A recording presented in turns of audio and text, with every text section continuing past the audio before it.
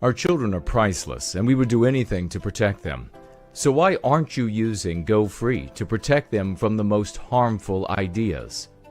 Decades in the making, Go Free is a simple yet brilliant practice designed to free us from destructive socio-political ideas. As words are the tools with which we think, Go Free promotes precise, simple, and targeted language to counteract psychological warfare. When you go free of the system's control over your word choice, you liberate your thinking. As you grow, you can empower others. And the most important thing you can do is inoculate our children against the ideas that are meant to harm them.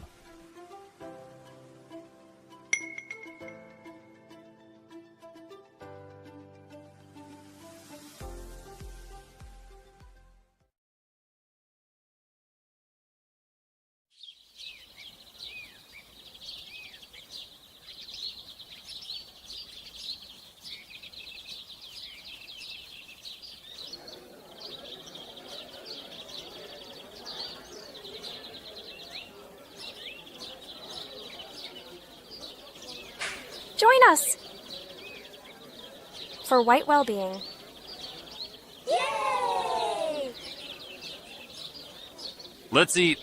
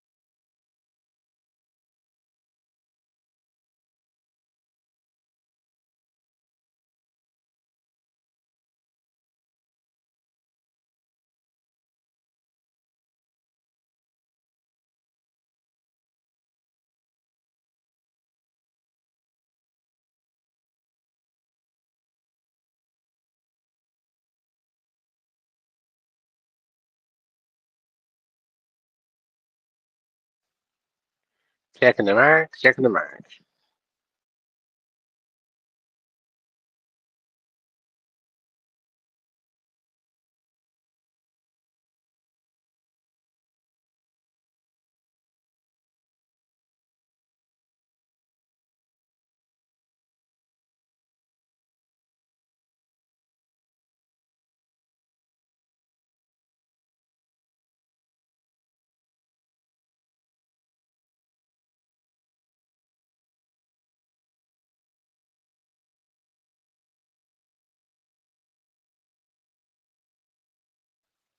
Good afternoon, Benjamin.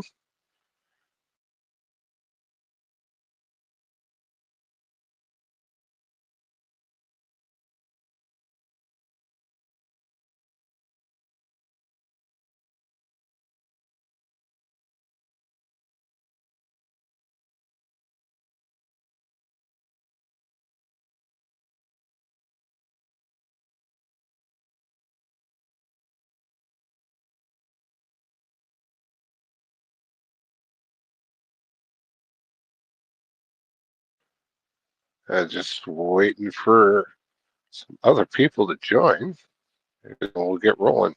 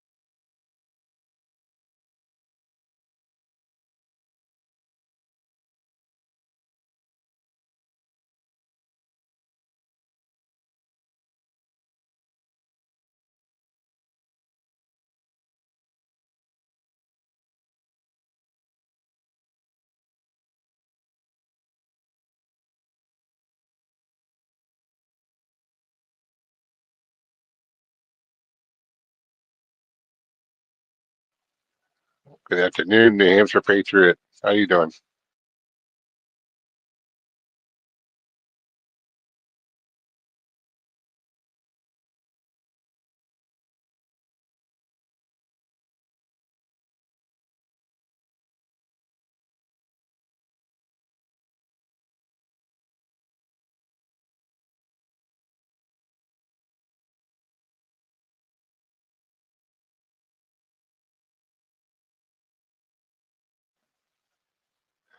Good afternoon, Biospirit. How are you doing? Doing well. Good to see you. And how's my friend, New Hampshire Patriot? Hello, my brother. Doing very well. It's a glorious day in the state of New Hampshire. Beautiful weather. Another day of being white. I can't complain. How about yourself? Hey, you're right. It's gorgeous out. It's beautiful. Getting into fall. And of course, one thing you miss not living in New England, of course, is the wonderful changing of the seasons. And this is one of my favorite seasons where all the leaves go from green to different shades of yellows and reds, browns, all the beautiful colors in between.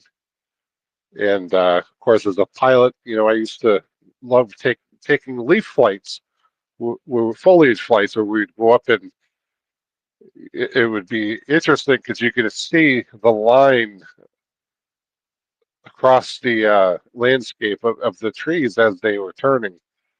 Very, very beautiful.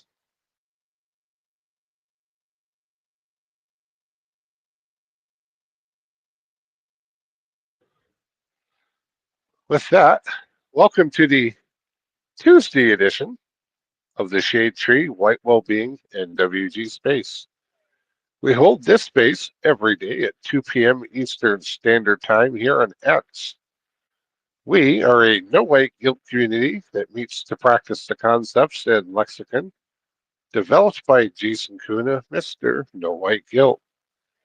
You can find him here on X as at No White Guilt NWG, on YouTube and elsewhere as simply No White Guilt, and on the web at nowhiteguilt.org. We discuss a wide variety of topics of interest to white people everywhere and often look for ways to apply solutions. I'm the Tree Godfather, your host, and my co-host today will be Biospirit if he accepts. We run pretty casual here, but I do ask that you raise your hand if you would like to jump in at random.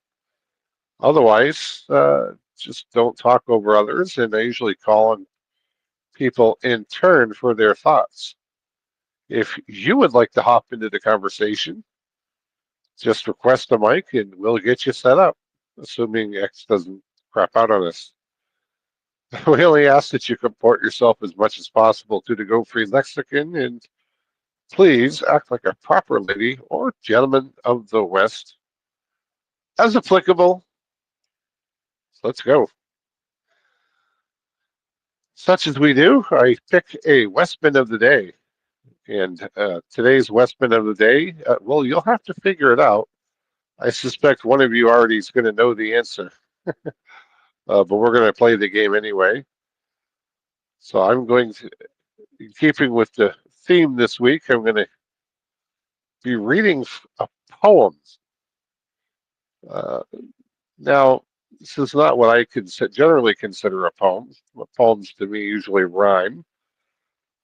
But nevertheless, unless I'll check real quick here and see if anybody has anything pressing they need to address via show of hands.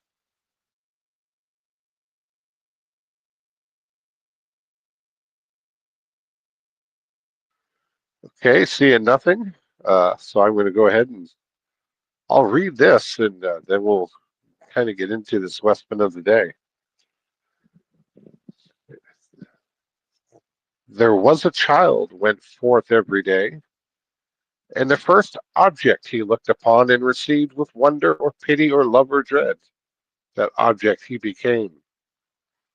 And that object became part of him for the day, or a certain part of the day, or for many years, or stretching cycles of years. The early lilacs became part of this child, and grass, and white and red morning glories, and white and red clover, and the song of the phoebe bird, and the March-born lambs, and the sow's pink faint litter, and the mare's foal, and the cow's calf, and the noisy brood of the barnyard, or by the mire of the pond side, and the fish suspending themselves so curiously below there, in the beautiful curious liquid, and the water plants in their graceful flat heads, all became part of him. And the field sprouts of April and May became part of him. Winter grain sprouts and those of the light yellow corn and of the esculent roots of the garden. And the apple trees covered with blossoms and the fruit afterward, and woodberries and the commonest weeds by the road, and the old drunkard staggering home from the outhouse of the tavern whence he had lately risen, and the schoolmistress that passed on her way to the school, and the friendly boys that passed, and the quarrelsome boys, and the tidy and fresh-cheeked girls, and the barefoot Negro boy and girl, and all the changes of city and country wherever he went. His own parents that he had propelled the father stuff at night and fathered him, and she that conceived him in her womb and birthed him. And they gave this child more of themselves than that. They gave him afterward every day. They and of them became part of him. The mother at home quietly placing the dishes on the supper table. The mother with mild words cleaned her cap and gown, a wholesome odor falling off her person and clothes as she walks by. The father, strong, self-sufficient, manly, mean, angered, unjust. The blow, the quick, loud word, the tight bargain, the crafty lure. The family usages, the languages, the company, the furniture, the yearning and swelling heart. Affection that will not be gainsaid, the sense of what is real, the thought, if after all it should prove unreal. The doubts of daytime and the doubts of nighttime, the curious whether and how, whether that which appears so is so, or is it all flashes and specks. Men and women crowding fast in the streets, if they are not flashes and specks, what are they? The streets themselves, and the facades of houses, and goods in the windows, vehicles, teams, the tiered wharves, and the huge crossing at the ferries, the village on the highlands seen from afar at sunset, the river between, shadows, aureola and mist, light falling on the roofs and gables of white or brown, 3 miles off. The schooner nearby, sleepily dropping down the tide, the little boat slackward astern, the hurrying, tumbling waves and quick broken crests and slapping, the strata of colored clouds, the long bar of maroon tint away solitary by itself, the spread of purity it lies motionless in, the horizon's edge, the flying sea crow, the fragrance of salt marsh and shore mud. These became part of the child who went forth every day, and who now goes and will always go forth every day. And these became part of him or her that peruses them now. We'll stop here and let's see who knows which poet this is.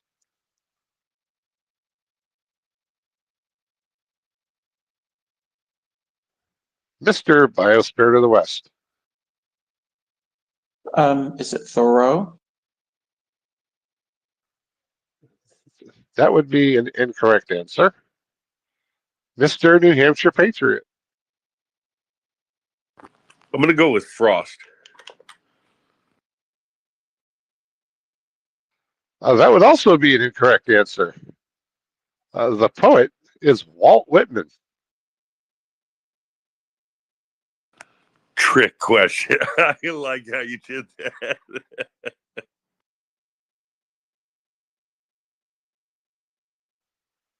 It's funny because that was your first guess yesterday. I know that's terrible. So I'm going to go ahead and drop him. Let me get him down here, and then we'll throw him up in the Jumbotron. As soon as that appears, it should take but at the speed of X. Well, in that case, it may never get there. But we're going to try like hell. I'm going to go ahead and read some from his bio, which I should be able to do without waiting for it to hit the jumbo.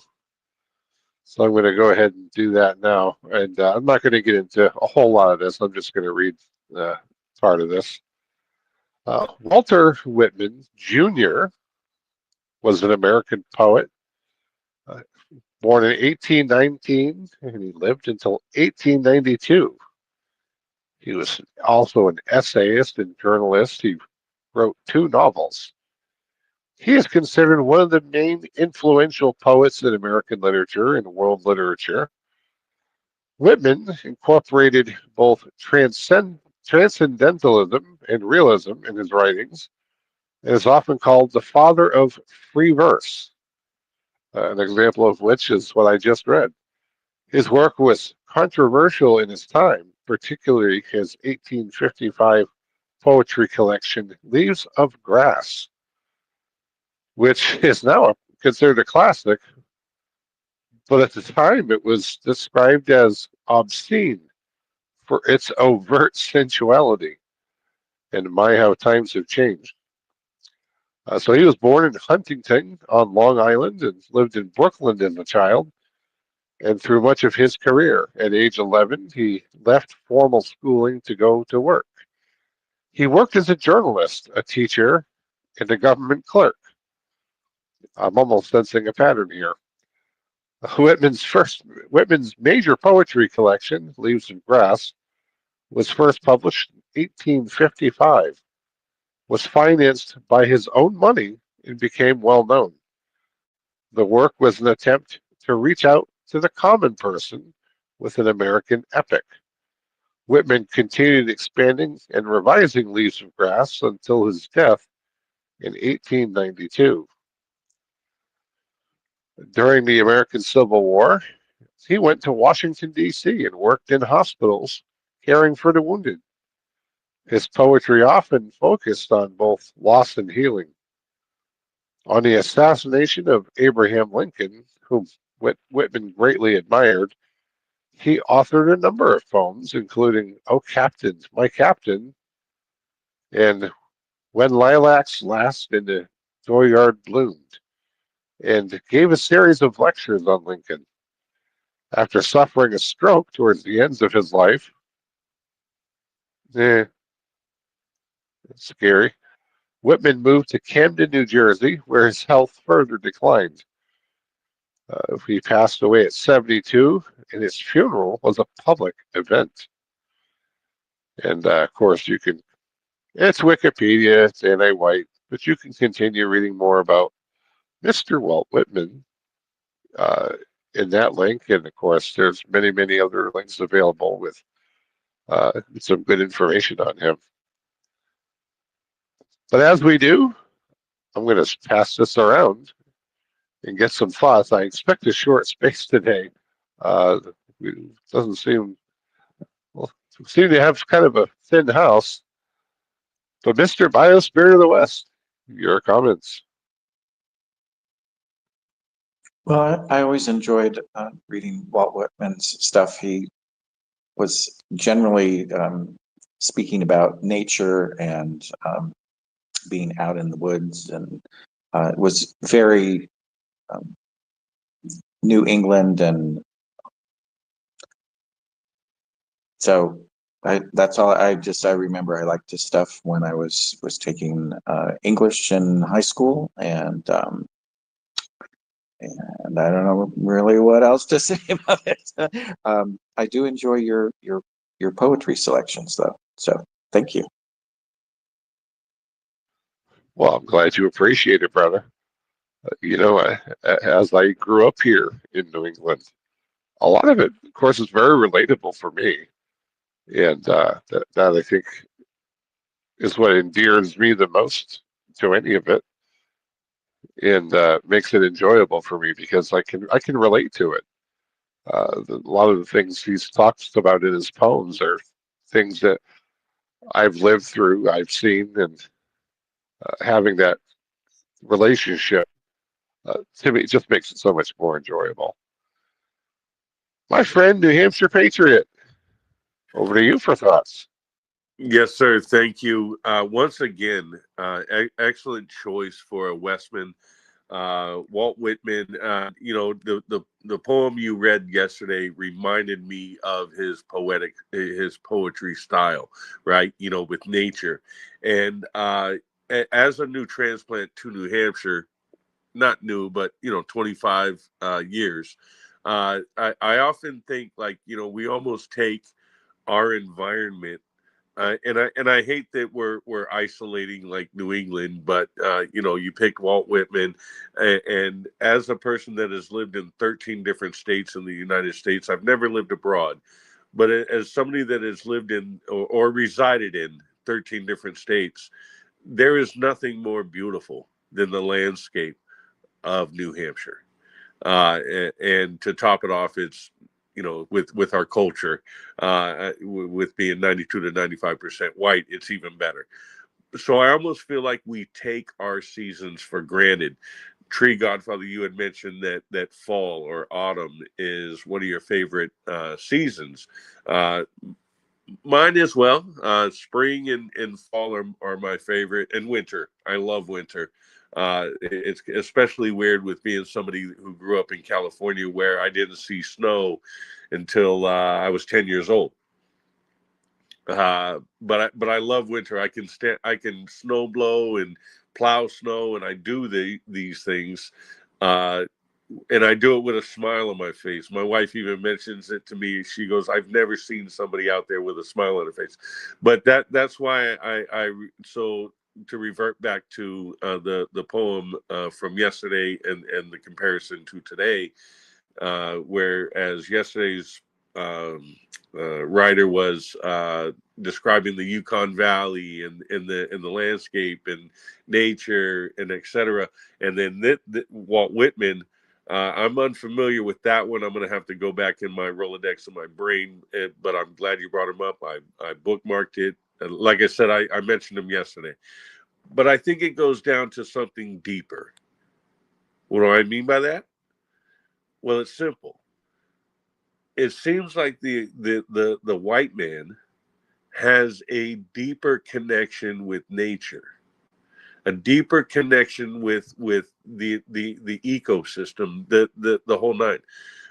I can probably tell you that out of the seven or less or so people that are in the room, I don't know who's listening in other platforms. I guarantee you, most of us do some sort of gardening, some sort of we have pets. We have bird feeders. I guarantee you, every one of us probably has a bird. You know what I mean? It just seems like we're synonymous with nature, and I think that's what gives us our inherent right to land, right? Especially America, right, where it was covered with different people, different cultures. There were savages, but we won't get into that. We're just talking about just the white well-being, and then we brought up this culture that created what we have today, despite the corruption of other things shall not be named because that is not the topic. But I'm just saying, like, we brought this nation that was nothing but desert and desolate land, and America's beautiful. It has everything to offer, just like any other country. Just like I'm sure there's great parts of South Africa. There's great parts of Africa, other nations, other continents. But America has something very unique. You can cross the nation, and you literally travel in like different parts of the world. And I don't mean that cultural wise by demographic. I mean that cultural wise as far as like the environment, right? You know, the Mississippi River. You know, sticky. You know, it's reminiscent of the Amazon, right? I know it's not apple to apple, but I'm just pretty much I'm going to land it here. We have an inherent connection with nature, and we can write about it because we love it. And I'll land there. Yeah, very well said, brother. I think white people absolutely have an insane connection to the land. And, we're kind of spoiled in America because you can really experience the entire world without ever leaving the United States. Um, from the environment up in Alaska to the Everglades in Florida, the deserts of the Southwest, in terms of just the different varieties of environments that you find around the rest of the world. Pretty much all of them can be found within the United States. You have the Hawaii for the tropics, and but you mentioned the winter, and it's funny. I remember 7 or 8 years old. My cousin John came up from Florida. He was a Florida boy, had never been out of Florida at the time. This was the first time he'd ever been up north, and this was in December. And I remember it so well because he had never seen a snowball before. And I remember how odd I thought that was that he had never. What do you mean you've never seen snow? Because, of course, my whole world was New England at that point. So I thought everybody had four seasons. It never really occurred to me that there are people that have never experienced snow. And of course, now that we're older, we understand these things all too well. But I guess there's something to appreciate about that first discovery that not everybody has is the same. That we all have different environments, but I will say I was very proud to make him experience his first snowball to the face. He could be kind of a little shit when he wanted to be, so I took a lot of pleasure in that nice hard packed snowball. Well, you've never seen snow. Well, you're going to get a close up view, and I gave him a close up view like he'd never seen. Oh man, the fun we had though. Um, so winter, I won't say it's my. I don't hate it. I can definitely, having moved enough snow as a younger man, and of course now I'm going to have to start moving snow again. I can deal with it, but it won't say it's my favorite. It's just something that has to be done, and of course, when you grew up with it, that you get kind of in that mindset, particularly when winter's coming, of making sure all the equipment's ready to go, and that is also part of our Western biospirit, isn't it?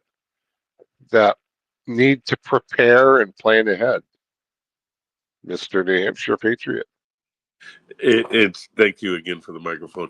Yeah, you reminded me of a story when I first moved here from California. I ended up meeting with some boys and starting to learn hockey. Out in California, we don't play hockey. We used to play football in the street, basketball, etc. But hockey wasn't the thing. So I came out here and I saw my first Bruins game, and instantly, I even played football in high school, and I played semi-pro had an opportunity that I screwed up to go to Stanford on a scholarship, but that's again not the conversation. But when I first came out here, I got with these boys that were native to Amesbury, New Hampshire, which Tree Godfather could probably he knows where it is. But anyways, they were they say, hey, do you want a whitewash? And I said, what's a whitewash? Right. And there's three of these guys, right? And they're laughing.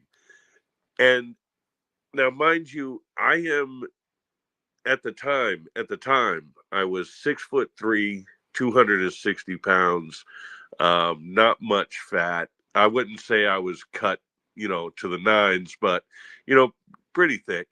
And, yeah, they all three rushed at me to give me what was supposed to be a whitewash, but apparently I gave them a whitewash. So that was just a pretty funny story.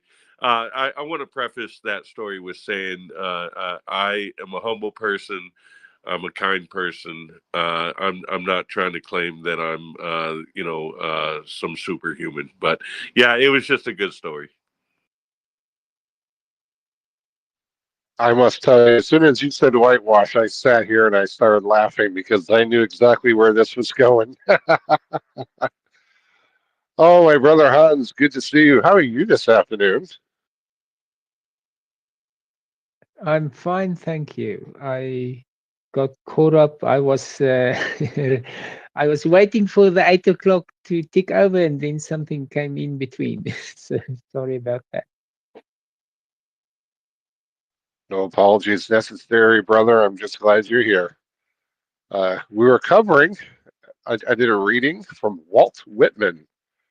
That he was my Westman of the day. Keeping in the same theme of poetry. I figured I'd pick him. Do you have any thoughts or comments on that? He looks like Gandalf. He really does, doesn't he?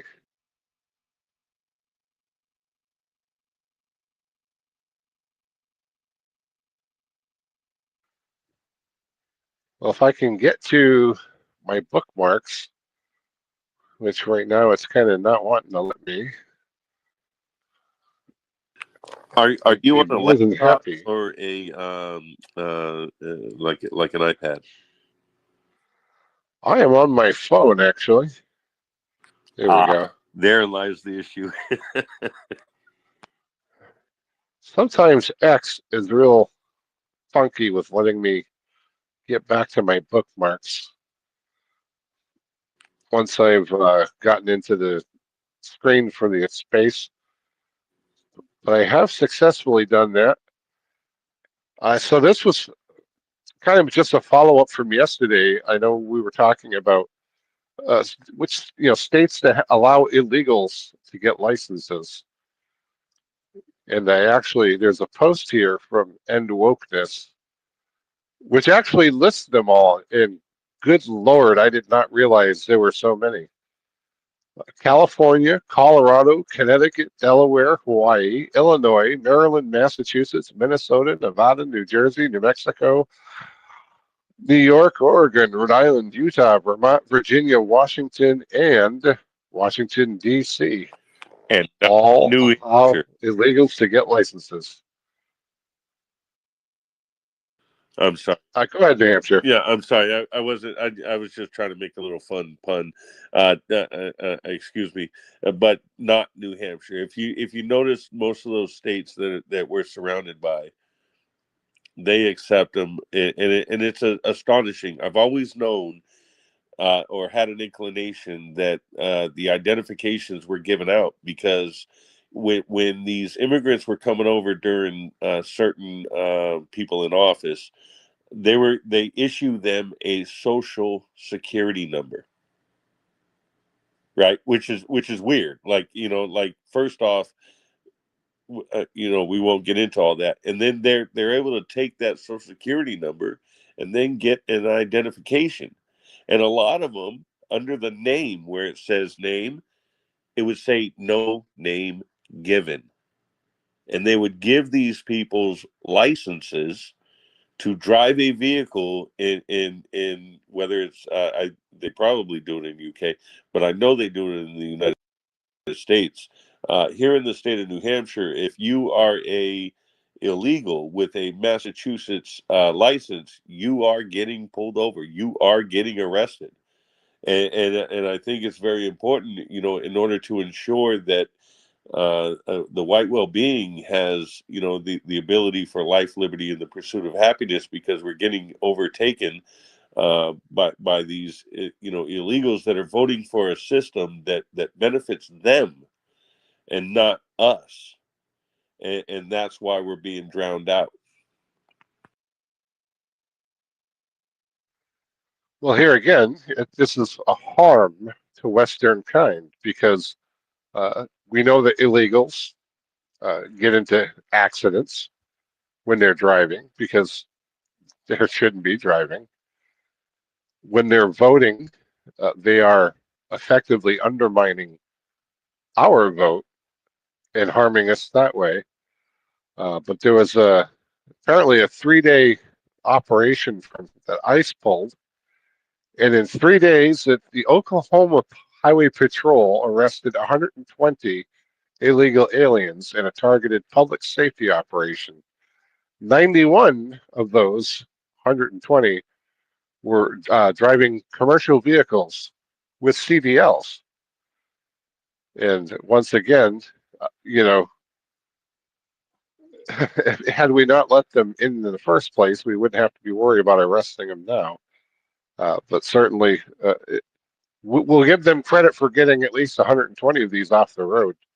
But I have discussed many times, there's an account, Illegal Alien Crimes, and another one that actually tracks the illegals that commit crimes. And sadly, a huge percent of those are vehicular homicides by illegal alien drivers. So they end up killing a lot of us.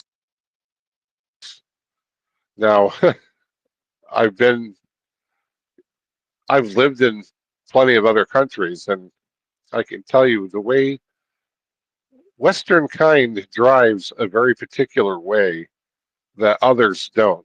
There's a patience to the way we drive, an expectation that others that we share the road with are going to comport themselves with some our Western standards.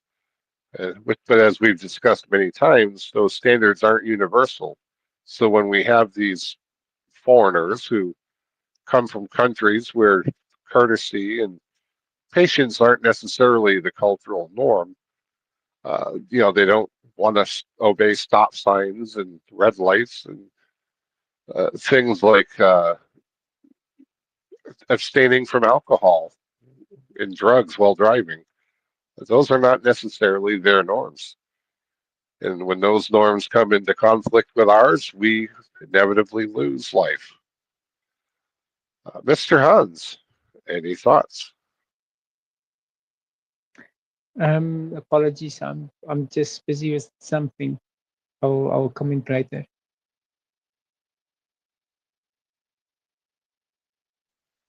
Mr. Biospirit. Well, I was actually shocked that it's that many states, but that we're almost up to half of the states. So you know that those drivers don't stay in those states; they drive all over the country with their. I'm going to just say they're fake licenses, because they're not citizens, so they shouldn't have ID here. And like here in California, our car insurance and our home insurance and all of our insurances are going up astronomically, like 30% a year, because you're out and someone rear ends you and they don't have insurance. They take off.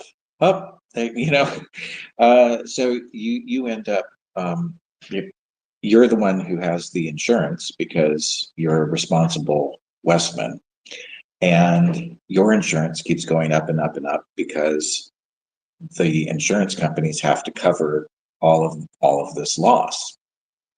And on it goes, on it goes. And I'm hoping that the administration will start putting an end to these kinds of things. It looks like that they are going after, specifically starting to go after some of these quote unquote sanctuary jurisdictions.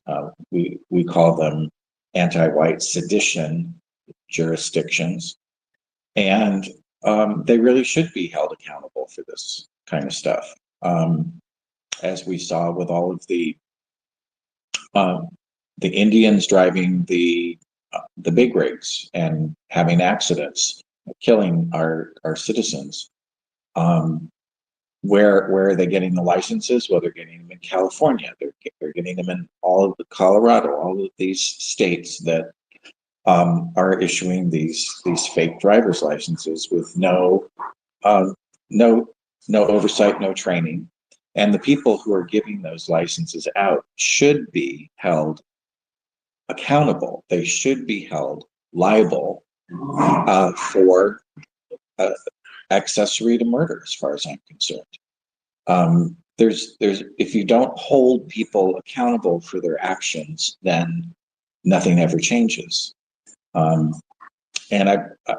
that was one of the reasons why I asked that question of Don Jr. yesterday on his triggered Rumble show, which was, when will anti-whites be held accountable? And it was gratifying that he actually picked that question and answered it. He didn't answer it in our way of answering, the using the vernacular, using the go free lexicon, but at least he picked it and he said anti-whites, and I was like, well, good. At least he knows what that is. He recognizes that it's an issue, and he addressed it. So if he's doing that, then hopefully he will speak about that with his father at some point, and we'll spread things that way. I also wanted to thank you, Tree Godfather, for making that clip of that. That was great. So thanks so much. Oh, you're more than welcome, brother. I was looking in the OT chat, and I had seen that nobody else had done it yet, so I wanted to make sure that before it got lost or deleted or what have you, that we made sure we preserved that, because that was a huge win. As Jason pointed out yesterday, just getting them to say the word is a win, even if they don't understand why they're saying it, or if they don't understand the entirety of the Go Free lexicon. We put that, or I should say you, in this specific case, but this community put that word in his mouth, and we made him say it.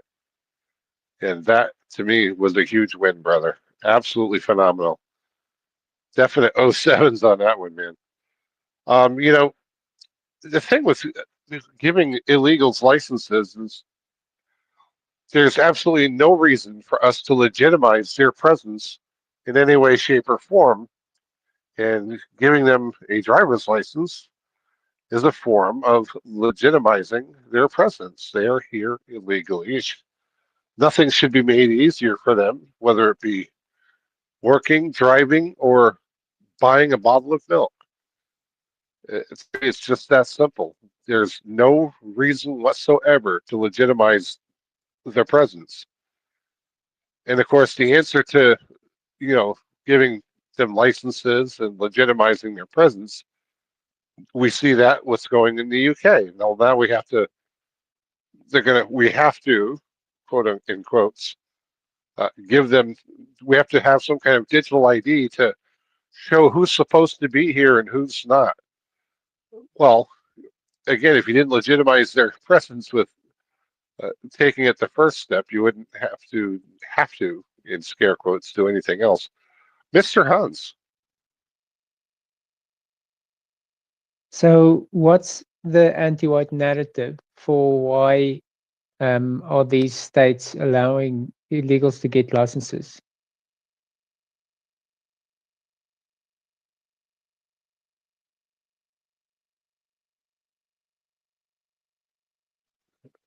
Well, Mr. Biospirit, go ahead. Well, the anti-white narrative is that then it makes us all safe, which is a bunch of bullshit. So it's supposed to make them more law-abiding, and they're supposed to get insurance, and they're supposed to be licensed to drive instead of driving without a license. That's the thinking behind it. But as we see, there really is no testing of them. There is no follow up to make sure that they do have insurance, and so it's all just a bunch of BS in order to continue bringing them into the country, to continue white erasing us, to continue harming Western kind. It's all pretext, but you know that, of course, Hans. But that is the pretext: is that it's supposed to make us safe. Yeah, and we know it's a pretext because, of course, what it actually does is this: what we have this push to get rid of the criminal illegals. Well, if we make it so that they can't commit a crime and that nothing they do is illegal, well, then there's nothing to nab them on and have a reason to deport them. Mr. Hans. Well, I wonder, because in South Africa, your driver's license, most places accept that as an alternative form of identification. So normally, if you want to fly, or if you want to, you have to show an ID card, but you can also use a driver's license. So maybe that's I don't know how it works in the US, if the driver's license can be an identification. So here in the U.S., Hans, people don't have a passport. 10 Americans possess a passport. So your driver's license here really is your primary biosphere. Yeah, you can use a driver's license for some basic things here in the U.S., like opening a bank account and showing it as an ID to rent and things like that. But as far as travel, not anymore. They just changed that this year. So you have to have either what's called a real ID, which is rather obnoxious, or you have to have a passport in order to get on a plane or to go in and out of the country legally, through customs and such. So it's it does afford them quite a bit of validity being here in the country, having just a regular old plain ID, driver's license, because that's what people here primarily use when somebody wants you to show ID. That's what you get out as your driver's license. So it is very legitimizing for them to have that when they're here as guests that we didn't invite in our country. That completely delegitimizes the point of having a driver's license to with. Mr. Hans. Well, yes, lots of job opportunities will open up, and also the statistics there will be less incidents of driving without a license, which goes into the statistics as non-whites who commit, petty offenses. So I can see a lot of reasons, and also, I mean, the way they are going, these people can buy cars with all the benefits that they get. So, but the other thing I wanted to comment on was it's not, it's quite demoralizing, this when you realize how Western civilization just crunches forward, and and the pieces are falling off, and this is big, this is huge. The fact that there is no remedy for this, it seems to be no remedy. I mean, everyone is complaining on Twitter, but this is not it's not activating those millions of white people. um, and I don't know why, because um, is it because only a small part of them are on X? What? Because this kind of thing, if I were an American, I would start, feeling, if I would really. It's how can you say? Not depressing. It's you feel the walls closing in here, and I don't know. Is this being kept quiet in the media?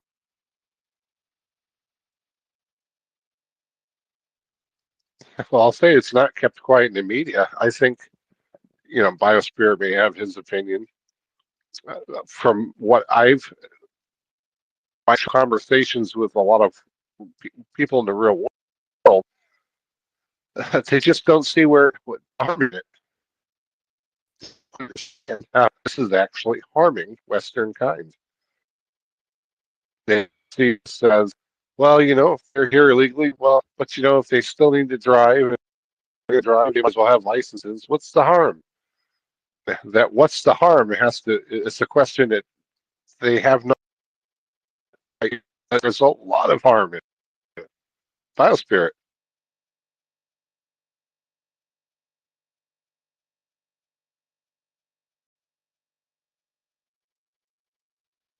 Go ahead, Biospirit. Oh, okay. Sorry, you were roboting really, really bad. I was catching every other word. So I wanted to mention back to Hans there.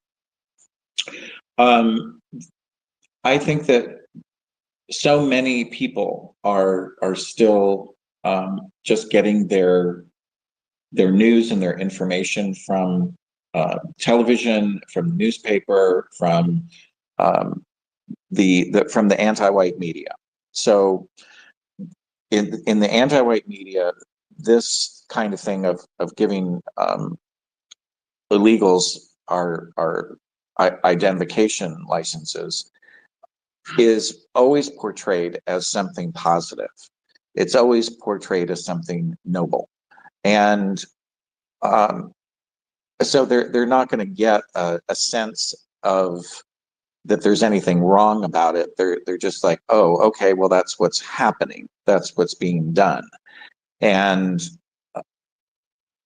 yes, there's plenty of people on X that are livid about it. I mean, if you get to the point of understanding what's being done to us as a people, then you're mad as hell. But so many people are still like, oh, I don't know anything about this, or they've heard about it maybe once and then they never thought about it again. They're angry that their insurance rates are going up, but they don't really understand why. They are angry that the rents are going up, but they don't understand why. They're angry that they can't afford to buy a house, but they don't understand why it's so impossible. Because all of the information that they're being handed is the anti-white narrative of that this is all wonderful, when it's not wonderful. It's not wonderful that your kids can never move out of your house and start a life. It's not wonderful that your children are not getting a seat in the best universities, when that they're not getting selected for the best jobs.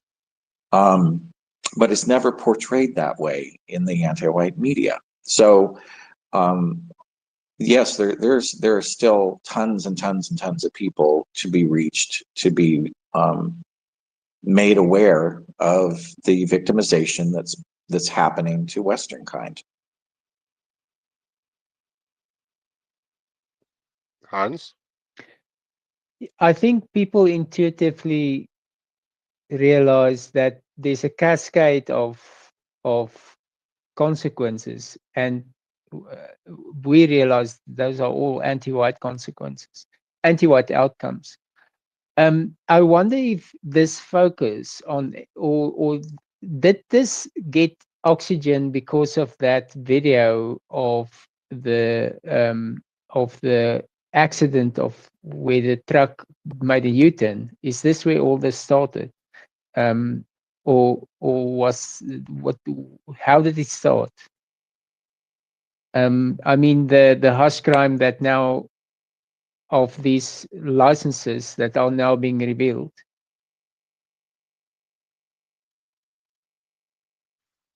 Yeah, I think that was the big fuel to the fire. Seeing the illegal driver pull that illegal U-turn and the damage that it caused seems to be the catalyst for this new awareness and anger over it. It's certainly what is fueling the government doing something to the extent that they should. Mr. Biospirit.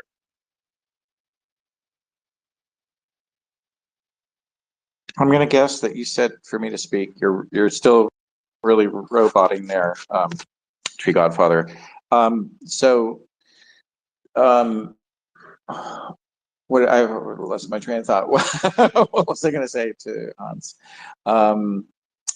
Things are the way that they are, and people are certainly up in arms about these atrocities, these big trucks that have been literally mowing our people down on the freeways. So that was, I think, the impetus for the Trump administration to step in and do something, which they have done. The transportation department here in the government has started looking into what these Department of Motor Vehicles divisions in the various states are doing. And they have ordered all of them to do audits and provide the federal government with specific information. So, of course, a state like California has completely ignored the edicts that the transportation department has given them. And so now the transportation department has said, well, now that you've ignored this, we gave you 30 days and we're being really nice. And now we're going to shake our fingers at you again and give you another 30 days. And then after that, we're going to start withholding money. So that seems to be their big thing, is they want to punish through monetary means. I really want to see them punished through putting people in jail. And I don't think that anything is really going to change until they start doing that, because the people here in California that are running the state just thumb their noses at anything and everything that the federal government tells them to do, unless, of course, it's an anti-white, 100% an anti-white government. Then they're all on board for it. So, yeah, to answer your question, I think that was the catalyst that got this started. At least it's being looked into. Will they keep, upping the ante until they get it fixed? I don't know. I mean, Trump's only here for another 3 years or so, and at the rate they're going, they'll barely have anything done by the time he's out of office. So we'll see what happens. Very well put. New Hampshire Patriot. What I think this the not only did the collision with the Indian driver with doing the U-turn when it sparked the ID scandal that's going on, is what it did is that it also ensured that our elections are also being overtaken by these people that are illegal. And this is what I think is the preface of what's about to happen, and I hope it happens within the Trump years, because this is the best chance that we have in America to ensure ethnic America as we envision.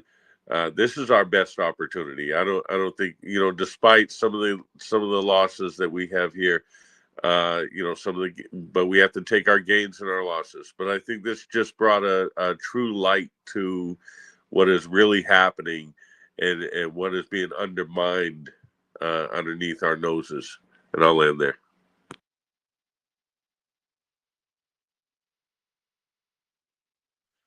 Well, I hope I'm not roboting. Yeah, quite to the point, New Hampshire Patriot. I agree, and I think if nothing else, maybe we'll get some benefit from this. But we have 100 million people in this country that belong here.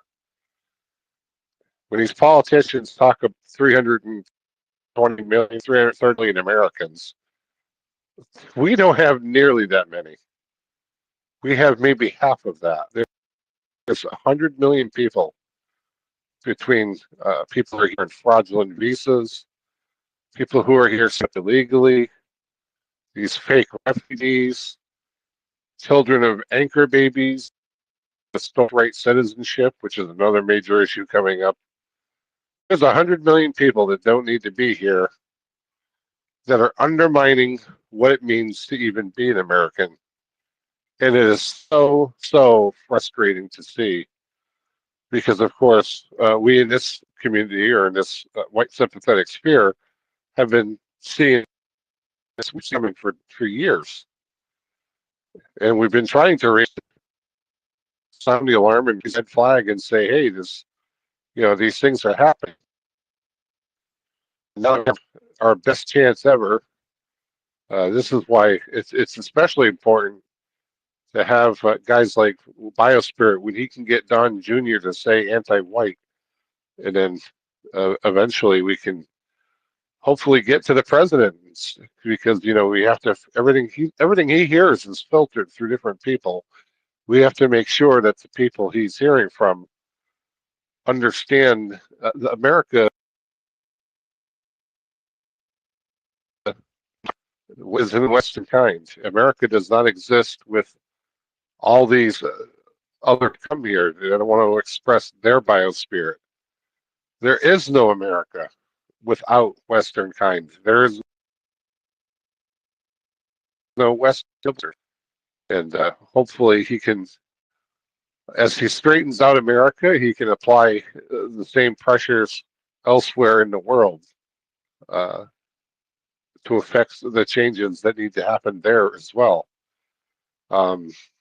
As we see in Europe and South Africa, Australia, it's so soul crushing for me, I'll say, to know that people like Hans's son are not going to have the opportunities he should have because he's white. That is so insane to me, in a country that white people created, that white people carved out of their environment in South Africa, and a man's son is going to have the opportunities that he should have. And I see that here in the U.S. My grandson is 5. What's going to happen when he gets to be 25? Is he going to have an opportunity to get married, have children, buy a house? Or is he going to have to compete with the entire rest of the world for those limited resources here in America? That should scare and worry the shit out of everybody. Mr. Hans. I don't know if you discussed this already. I remember you saying something about these licenses are not recognized um, by other states. Um, is that true?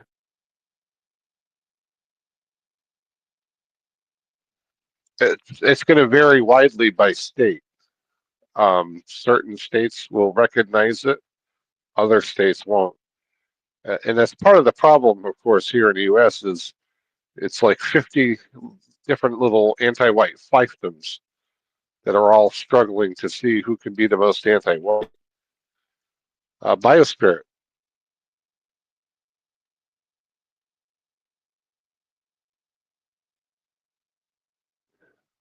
Biospirit.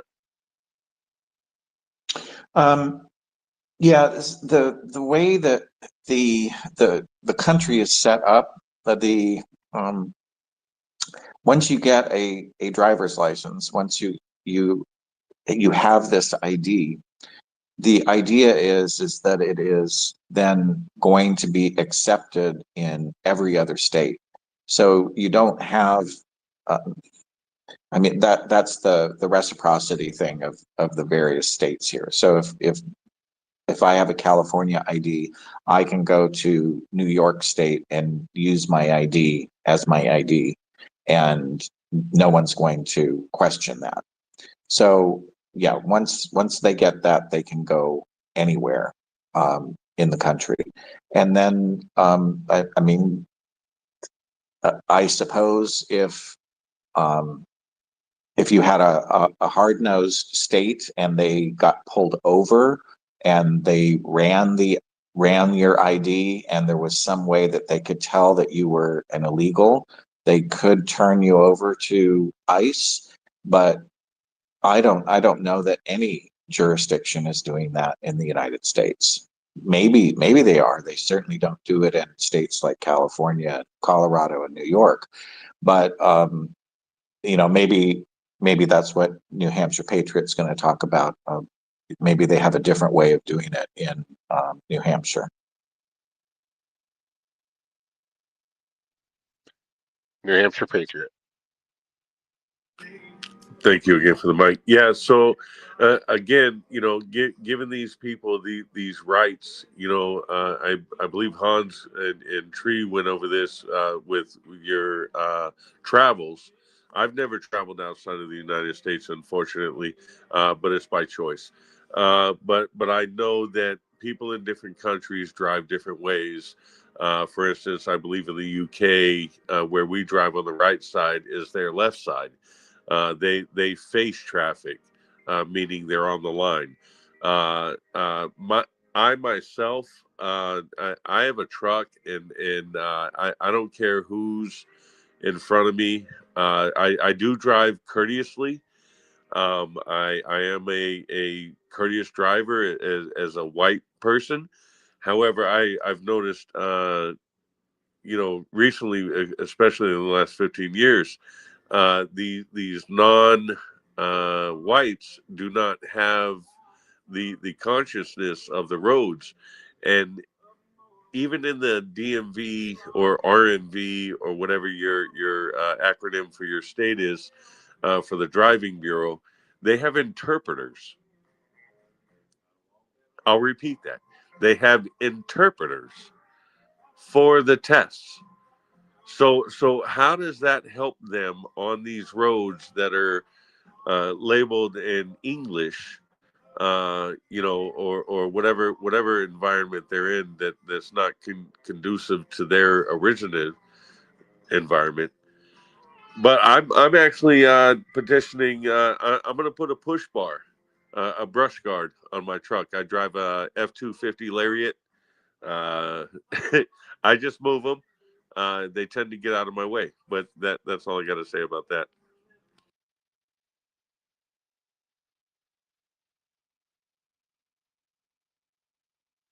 Hans?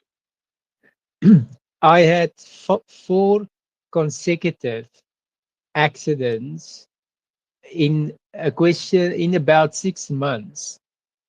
And in all 4 accidents, my car was stationary with the handbrake on. And all the offending drivers were non-white.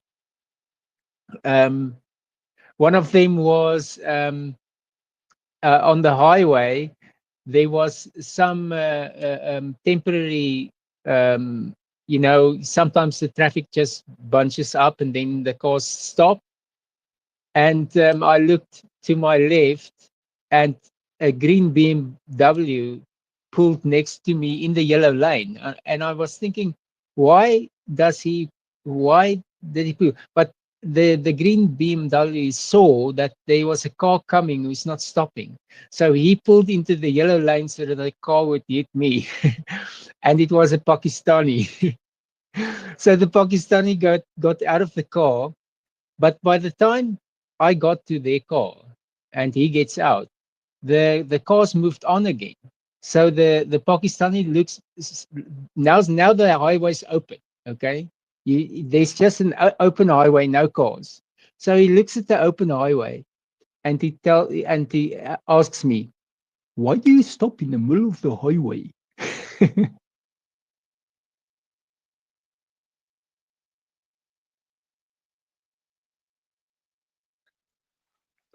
I have been to a lot of different countries, so I will repeat that. I have been to India several times. I've been to Pakistan once. There is a whole nother way of driving there that you cannot comprehend. You will not find a vehicle, unless it is brand new and in the showroom, that has a straight piece of metal anywhere else on the car. They push people out of the way. There is absolutely no concept of stopping and waiting for a light or waiting for somebody to go by. Anything is an obstacle. They want to get from here to there, and anything in between is an obstacle to be pushed, rammed, driven over, driven under, or whatever. It is a whole different biospirit in driving. In my experience, it's I think the only non-white country I've ever been to where I genuinely felt safe was Japan, because of course the Japanese culture is one that's quite much more compatible with our Western norms, I'll say. um, so yeah, so like I said, I wanted to bring this up because we had discussed it yesterday, and I honestly thought it was much like Hans. I thought it was maybe 3 or 4 states. I did not realize how many states were issuing driver's licenses to illegals. I don't know if that would make a difference to the average vague, but I assure you that I'm going to do my best to just how many states are doing this and causing us harm this way. Mr. Hans. I think I don't think it's realistic in the short term to try and get these vehemently anti-white states to fix this. But what's a good second prize would be to contain it, and for the other states to let that become a strategy where these anti-white states are more and more getting isolated, because what's going to happen over time, the borders between the states are going to work like osmotic barriers, where the anti-whites will move into those states, and the people who are harmed by anti-whiteism will move out. And this will increase the contrast between the states, which is a good thing, because the last thing we want is uniform white erasure, because then you know, I think it can work like a self, like a self-healing situation where the more and more the anti-white states victimize themselves. But the problem is there are all these mechanisms where the consequences of their anti-white policies bleed through to the other states. So we spoke about similar policies previously also, but I think this will be a good second prize, is to think about how these anti-white states can be isolated instead of, you know, as a mechanism to highlight the contrast between the, you know, the anti-white states and the rest.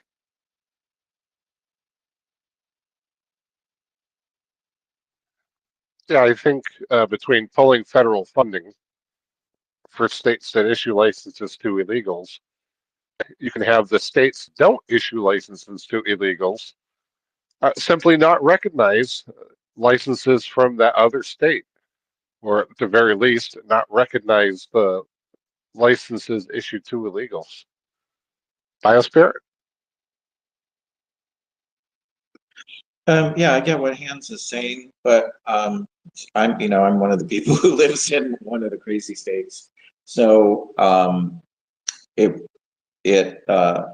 doesn't, it's not attractive to me to have that kind of stuff implemented. I mean, what I want is for white well-being to become what's implemented across all of the states. And so that's my wish, is to go in that direction. Unfortunately, one of the issues is that some of our most beautiful states are the ones that are the most white erased and anti-white. So like the entire West Coast, all three states are. And you know, I've spoken before about thinking about moving here and moving there, but I don't think that it really matters where you move to, or trying to create a border, or saying, you know, we don't want you here, we're going to stay there, and drawing lines in the sand that way. I don't see that as ultimately being an effective means to stop anti-whiteism, because they, once the anti-whites are in power anywhere, they know very well how to effectively get their anti-white policies to keep spreading. So you've got to punish them at the federal level, is the way that I see it, and just make it so egregious for breaking the federal laws that they don't do it. This is the thing. I mean, we have all of these laws, and the federal government could be enforcing them, but they choose not to, which is why we always say that the Republicans are just as anti-white as the Democrats are, because the only thing that really happens when the Republicans are in office is that it slows down the. Excuse me, I have to turn off for a minute.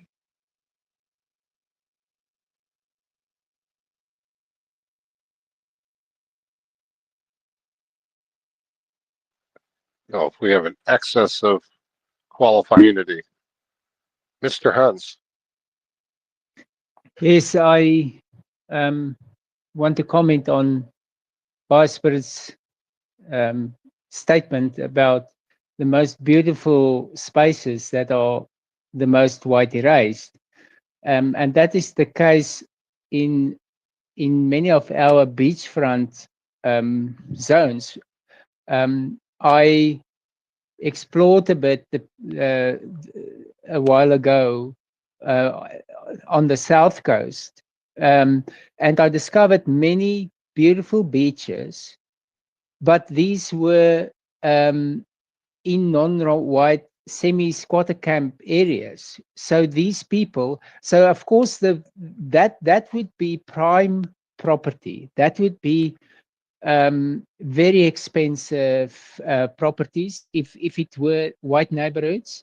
But now no one wants to buy there because it's all non-whites. The beaches are littered. There's all kinds of nasty things on the beach, so you don't really want to walk there. And it's just and it's such a waste because the whites are crammed into these small beaches in a few small spots, and it's very interesting how those beach towns, they will do what they can to retard infrastructure development. There's in one case, the town council voted against a connecting road to another beachfront, another white beachfront next to them, because and the current situation is you have to now drive around if you want to get to the other side. They could just have made a connecting road, but the connecting road would have made it much easier for all sorts of busing and made it easier for non-whites to access it from the highway. So the whites are doing what they can to isolate their small spots so that it's not white erased. But of course, they will never admit that. But it is an absolute travesty. We walked how many beaches we discovered that we didn't even know exist. And why? Because no one goes there. You don't need to know the name of something that you're never going to visit, because it's really sad. And it's also easy to fix once we recapture our destiny, because all you do, because let me tell you what's happening there. The rates and taxes are almost zero. I can guarantee you that, because you can see it from the state of those dwellings that those people don't make any money. So to fix that is as easy as just bring the rates and taxes up to the standard of the whites, and then all those people will sell out. Easy to fix, and I look forward to the day when we in South Africa can have the freedom to treat everyone as the same, meaning that everyone pays their dues, not only white people. Go ahead, Asphere. Oh, I was just going to add on to something that Hans was talking about there of what some areas here in the Bay Area did when they were putting in the BART system, which is the Bay Area Rapid Transit system. So it's the underground trains. And when they were doing the system back in the late 50s, early 60s, they wanted it to go to every single county in the San Francisco Bay Area. But there were a number of counties that refused to have it come into their counties. And they did so because they said they did not want to facilitate the access to their counties by the very people that everyone was white flighting from. And so some of the counties, for instance, were like Marin County, Sonoma County said no, and then down south of San Francisco and San Mateo and San Jose area, so Santa Clara County. So those counties actually did very, very well not having the trains put in. And all of the counties that did say yes actually have experienced the most white erasure. So the suburbs that had the trains coming into them, those are the ones that are now almost completely white erased. So there is something to be said about that that tactic that was used. I have to agree, Biosphere. Everywhere you see public transit, you see white erasure because, largely based on income, right? Because the people who can't afford their own vehicles and rely on public transit tend to be non-white, particularly in metropolitan areas. So take, for example, here where I live, it's a nice, small, quiet, 2,000, 2,500 people, I think, white community. And the very last thing we need, and there are people that are pushed for it, is public transit.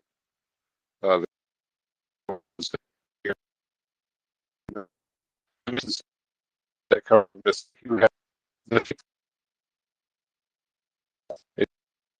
you make it easier for them to live out here and city, and there's people going to be, well, even here, it's probably fixed. So I have against any kind of politics. I actively fight against samurai, but have fought against the asshole with the subject. Mr. Hans. A while ago on Twitter, someone posted a time-lapse video of one of the main underground train stations in Johannesburg, and it was very interesting because you can see how the race changes with time. So it starts with at 5 a.m. All white, and then when it gets to 22:08, suddenly it rapidly changes to non-white, and then through to 8:30, and then it goes quiet, and then around about 4 o'clock it's non-white, and then by 6 o'clock it changes to white again. So the non-whites are clock watchers, because many of them, because of white erasure, they have fake jobs. So they just have to be there. They just have to keep the seat warm. And the people who are working the long hours, I mean, I know about that because I used to work in that area 12 hours a day. Well, not 12 hours working, but 12 hours away from home. And yes, and there was a bit of but you can, of course, guess now what the anti-white narrative is going to be. And this is, oh, the white people don't want to ride with the blacks. But it's really this, you saw the white erasure in that time-lapse video. You could see how our economy is a welfare. It's a welfare economy. We have a lot of workers who are not really working. So the other day when someone brought up the Pareto principle, that breaks down in a white erased society because it's no longer 80-20. Not by a long shot in South Africa. Hans, this took me a space a while back when you were explaining. Go ahead, Biospirit.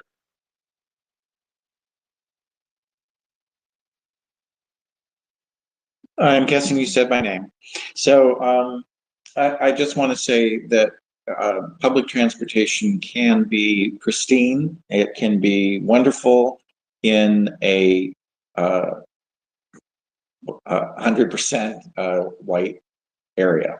So when I was traveling in Europe back 30 some years ago, it was amazing. Just beautiful, beautiful trains, polite people, and you could sit down in the dining car and have a beautiful meal served to you, and it was so civilized and so lovely. That is what it should be. But when we are forced to live in these multiracial hellholes, then public transportation becomes a liability, and it becomes something that you don't really want to be on. You only take if you have to, and it's very unfortunate that this is what has become of our once pristine West.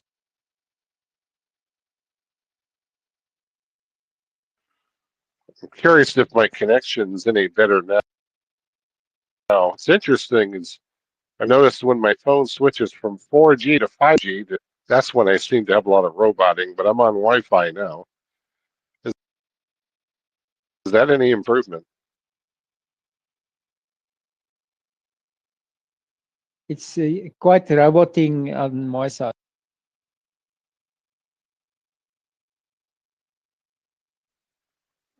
All right. Well, see, now I sense 4G, so it's probably not doing too bad, is it?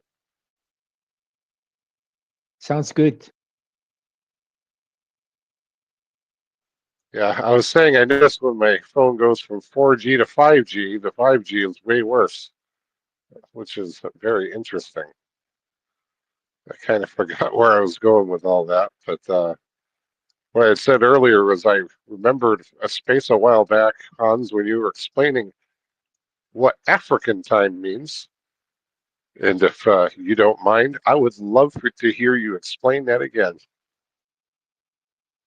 Well, one of the directors in my company, he went to a marriage ceremony.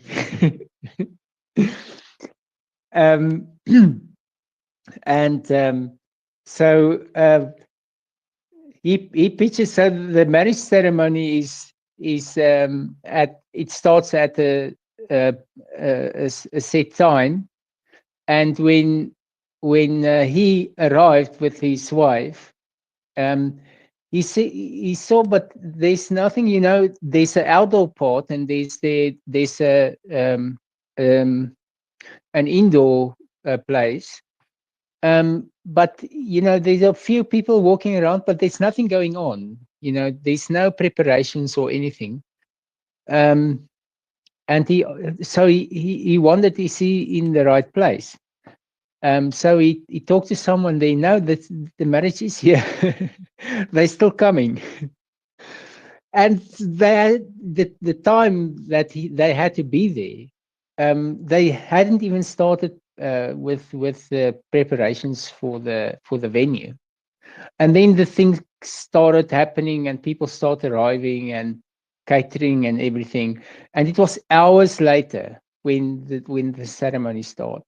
So that's African time. It's and I think they deeply resent corporate South Africa holding meetings at set times, because still in corporate South Africa, if a meeting is 8 o'clock, it's 8 a.m. And if you're not there, the meeting starts.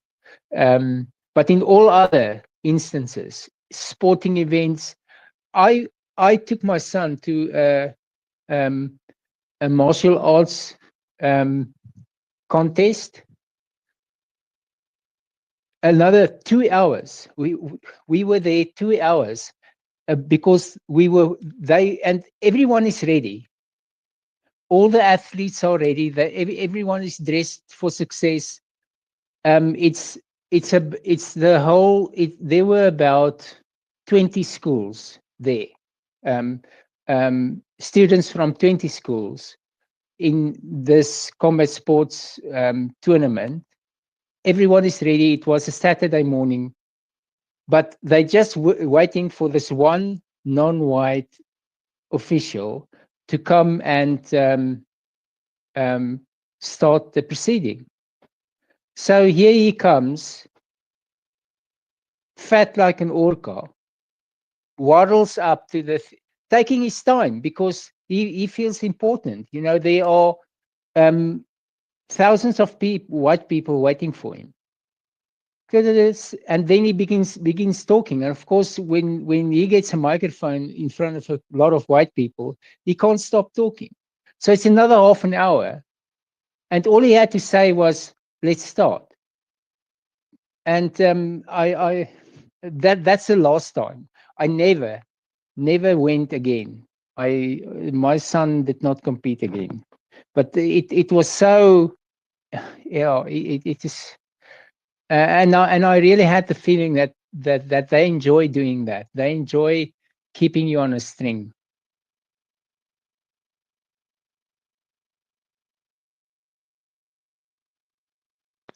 I am off to say that anti-whites take great pleasure in inconveniencing white people, and they do it for no other reason than they can. To them, they take pleasure in it.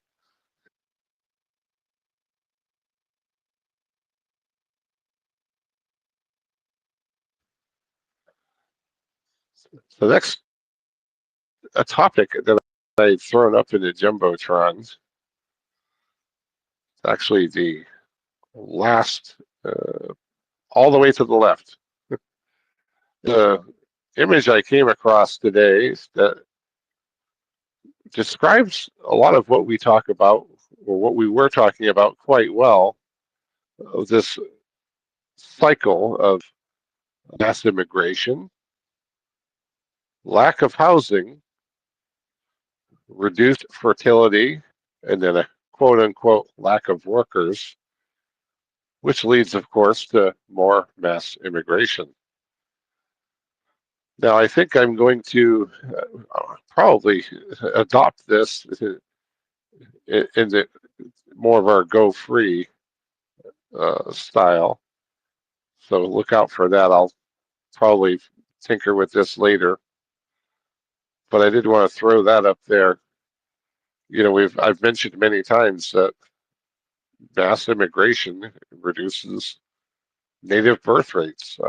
That's something that has been recognized by many people many times.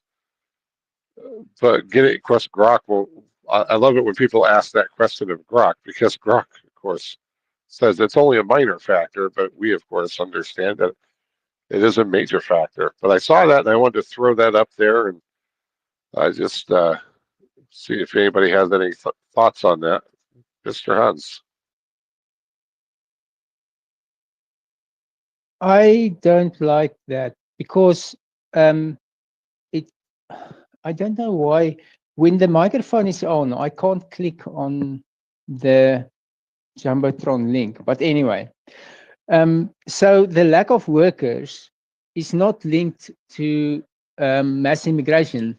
That economic pretext is, it's very clear to everyone that that link is false, because the non-white quote unquote workers, they go on welfare. So Eva Vlaardingerbroek recently made another post where she said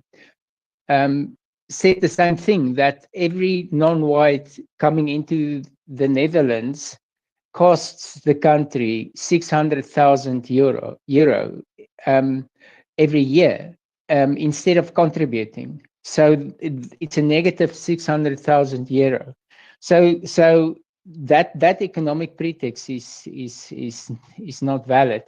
The fact of, but now, yeah, let me, okay, there, click now. The arrow from mass immigration to lack of housing. Yes, I can see that, especially because they get these preferential loans, these forever loans, so they can just move in, and it's funded by the white taxpayer. And so the prices go up. So the whites have to pay with expensive money, while the non-whites pay with white money. Reduced fertility, I would say yes, but it's not the lack of housing. It's the I think it's more the psychological aspect of being white in in an anti-white society where you are under threat. Of course, white erasure increases that feeling of being under threat, but also we are we are not a proud people now. We are and so it is a contributing factor, but I don't think it's the biggest factor. And reduced fertility leading to lack of workers.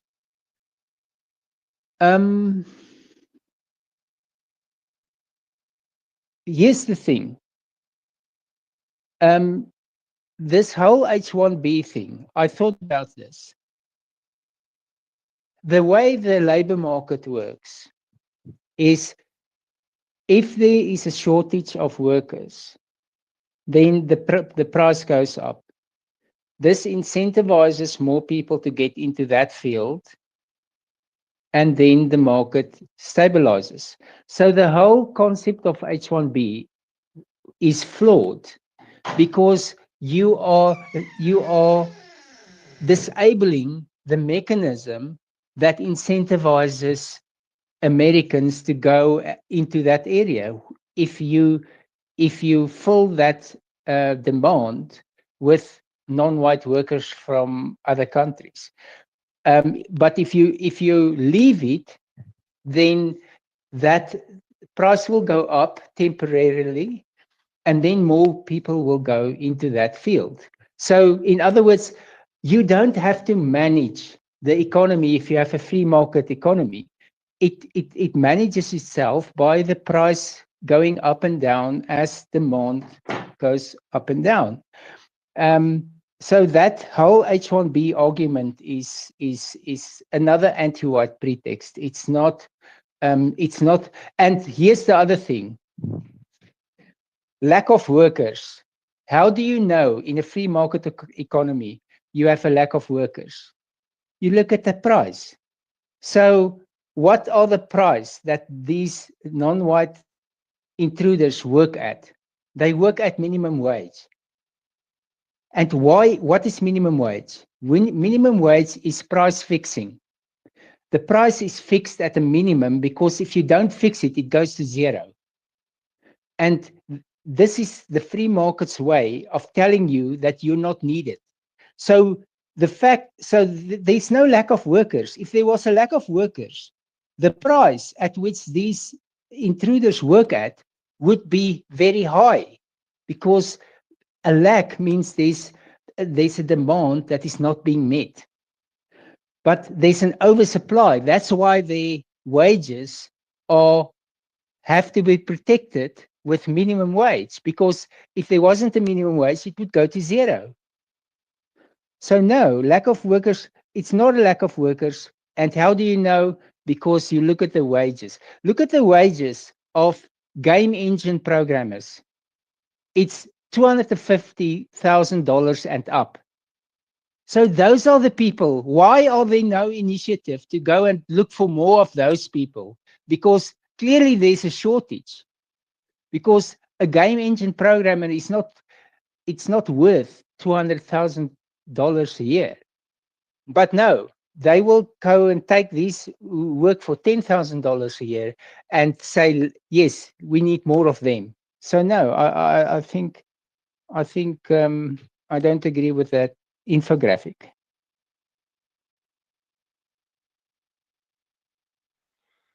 Yeah, I noticed the lack of workers is in scare quotes. Mr. Biospirit. Yeah, I actually 100% agree with what Hans was pointing out there. We don't need any extra workers. What we need is less invaders in our countries of the West. For instance, here in California, we have just as many white people living in California as we did in 1960. What happened is they moved in a population of non-whites into California that was double our white population, a bit more than double. And then when that started to happen, a lot of our white population started to leave. So if we had not brought in all of those 20 plus million non-whites into California, would we actually have any kind of a housing problem? No. Would we have any type of any? I mean, you can just go through all of the lists of things that are quote unquote problems. Water shortage? No, we would not have that. Electricity shortage? No, we would not have that. Would we have problems with crowding on the freeways? No, we would not have that. And so all of this stuff of, oh, we don't have enough people to staff the hospitals. Well, if you didn't have so many goddamn people here, you wouldn't have that problem, would you? So, we didn't have these problems in the 60s and the 50s and the 40s.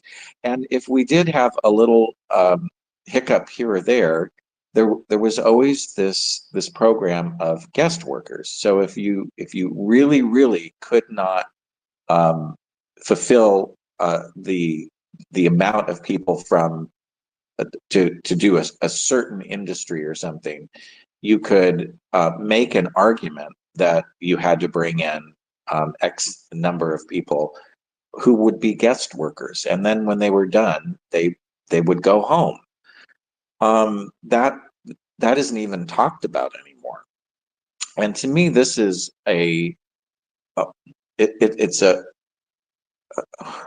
it's all because of this constant growth. Everything has to be at this 20% growth every single cycle. And what happens with that is, of course, our fertility rate can't keep up with that. And white people don't want that. We don't want to live in an India where there's a billion people all over the place. We don't like that. It doesn't agree with our biospirit. So when an area gets to a certain population, if there isn't anywhere for us to move and have space, then we stop producing children. And it's not that we completely stop and we're not going to exist anymore. As Jason has pointed out many, many times, we have more white people in the world now than we ever have. The thing is that the non-white population of the world has so exploded that it's making us into this minority on the planet, or has made us into a minority on the planet, that is starting to become untenable because they're moving into our homelands. They're moving into our space. And again, that does not comport with our biospirit. We don't like crowding. We don't like this using up of all of the resources that are available. We like to have plenty. We like to have more than enough because we don't want to be lacking. And to just keep moving more and more people in to gain more and more profit is part of the problem. So I get what someone is trying to do with that circle, but I don't think that it's conducive to white well-being. I think you'd have to work at it to put it into a go free meme. Which is exactly why I brought it up. The infinite growth when I was in Texas, that of course is a good example, because the reason we had to bring in all these foreign like Mexican builders is because we needed to build more housing. Well, who did we need to build the housing for? Well, it wasn't white people.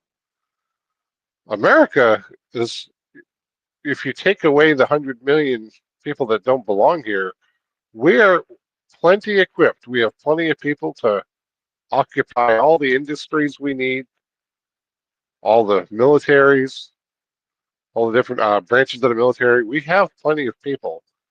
We don't need that infinite growth that you were talking about. There's no need for that. A natural population growth over time is perfectly fine. We don't need to artificially inflate it with this insane amount of immigration that we allow legally, let alone the illegals that we allow. Rafa, good to see you. Come on in. Thanks. It's often difficult for me to talk because I've got little children that I take care of, including a little 7-month-old baby. So it's very noisy and busy in my house. So if I'm listening, I'm usually listening intently, but quite busy and noisy in the background. So it's lovely to hear everyone. And I've been getting to know you, even though you haven't been getting to know me. What I put in the purple pill area is something that I found really interesting maybe a month ago, which was talking about the migration to Australia, about how this lie of skilled migration, and it says in this article that about 60% of migrants are family reunification or partners, and only 12% are skilled. And the definition of skilled is very generous. And the example there says poker machine attendant. But when I looked at that that article, other skill gaps that were high skilled were immigration agent and real estate agent. Something that I know from previous things that I've looked into as well is that because of laws in New Zealand, a skills gap that's identified in New Zealand is prostitute, because obviously that's legal over there. So the concept of skilled migration is just laughable. And there's so much to say on that. But anyway, I'll mute myself now.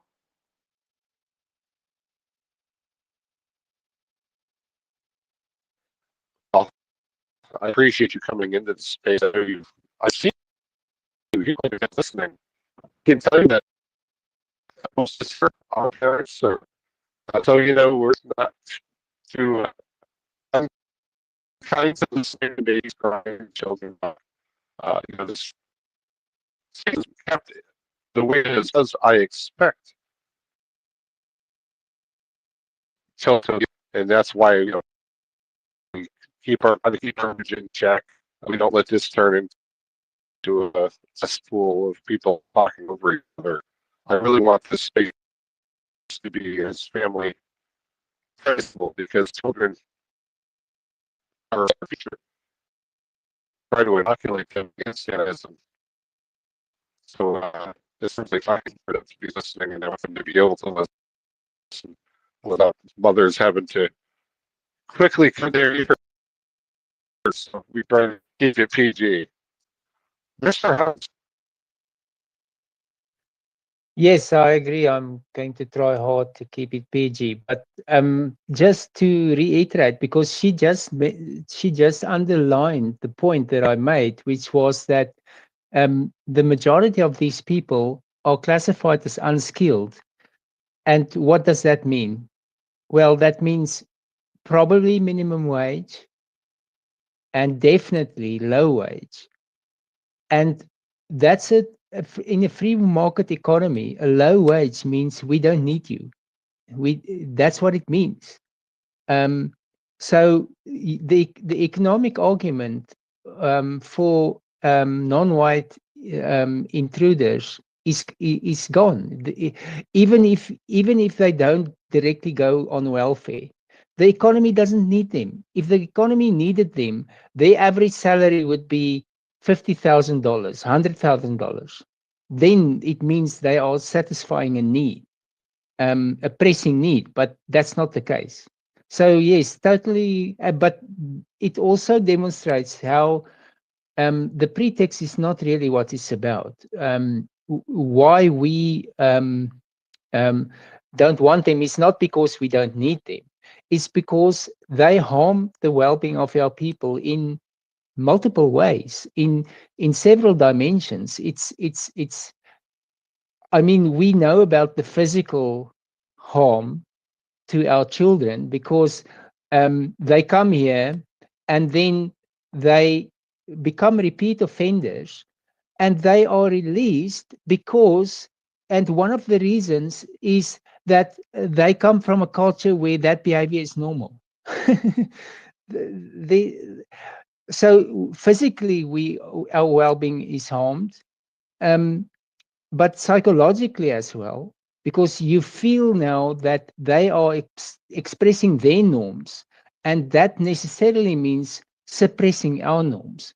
I mean, in the UK, how many videos are there of London where some of these intruders will step up to young white females and intimidate them because they are not acting like non-white females in the Muslim world. So it's physical, it's spiritual, but it's financial. These people are funded by the white taxpayer. So the white taxpayer is funding them, knowing that he is funding his own white erasure. This brings another dimension in psychological abuse. So it's um it's financial harm, it's physical harm, it's um, financial harm, it's psychological harm, and of course, it's spiritual harm because of our the white erasure of our environment, which means it no longer reflects our internal expression. So it's just multidimensional harm to the well-being of Western kind, and this is why we don't want white erasure. These other things are all true, um, but those are not the primary reasons. Yes. Go ahead, Rafa. I'm assuming you mean me.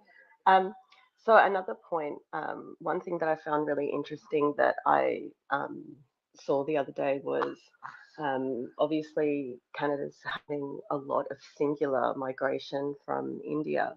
And one of the things that I thought was really interesting is the Indian community erected, sorry, hang on.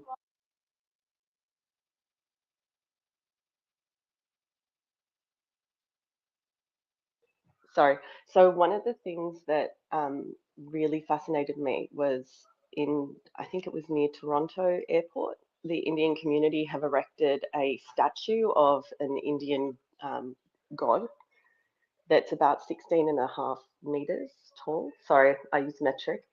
Um, and the reason why they placed it right where they did was that it would be visible for the foreign arrivals at the airport, so for the international airport, which I found to be an incredibly dominant cultural act.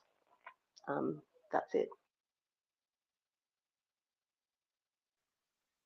Yeah, that's absolutely meant to be a, a sign of domination. Real quickly, Hans, I just want to welcome Jerome, Stop Anti-Vaidism. Our sisters Jay Bishop and Cindy Bin are here. The cool Papa, the J, is also in the house. The nameless one, I for white well-being, and the few that I can't quite see, I see Hyperborean Dream, and about 12 others are over there on YouTube. So we'll make sure we say hello to you guys. Go ahead, Mr. Hans. Yes, that I saw that statue. It is an abomination. It's the ugliest thing I know there are two, and the one is a lot uglier than the other one. But it is, it's that thing clearly didn't fall out of the mind of a white man. Definitely not. That you know the hair on my neck, I can feel it rising when I see that thing. And this is it's numerical courage. This is what we're seeing. They no longer fear retaliation from the host culture, and now they can do these things. Yes, so this is why we say that white erasure creates a cultural arms race, and it's not an arms race that's won in one go. They are local, local concentrations where it will first appear and then it will spread. Um, yes, but that is one ugly statue, the one with the monkey god. But I wanted to comment on the infographic. That concept is very. I like the concept of the circle, because we are in a death spiral, um, where we white erasure, um, um, it feeds on itself, but not in the way that the infographic. So it is a powerful. I love the idea of the chain, the chain, the infinite chain that is actually a spiral to the bottom. So I'm going to think a bit about that, because yes, I love the idea. It's just it needs some panel beating.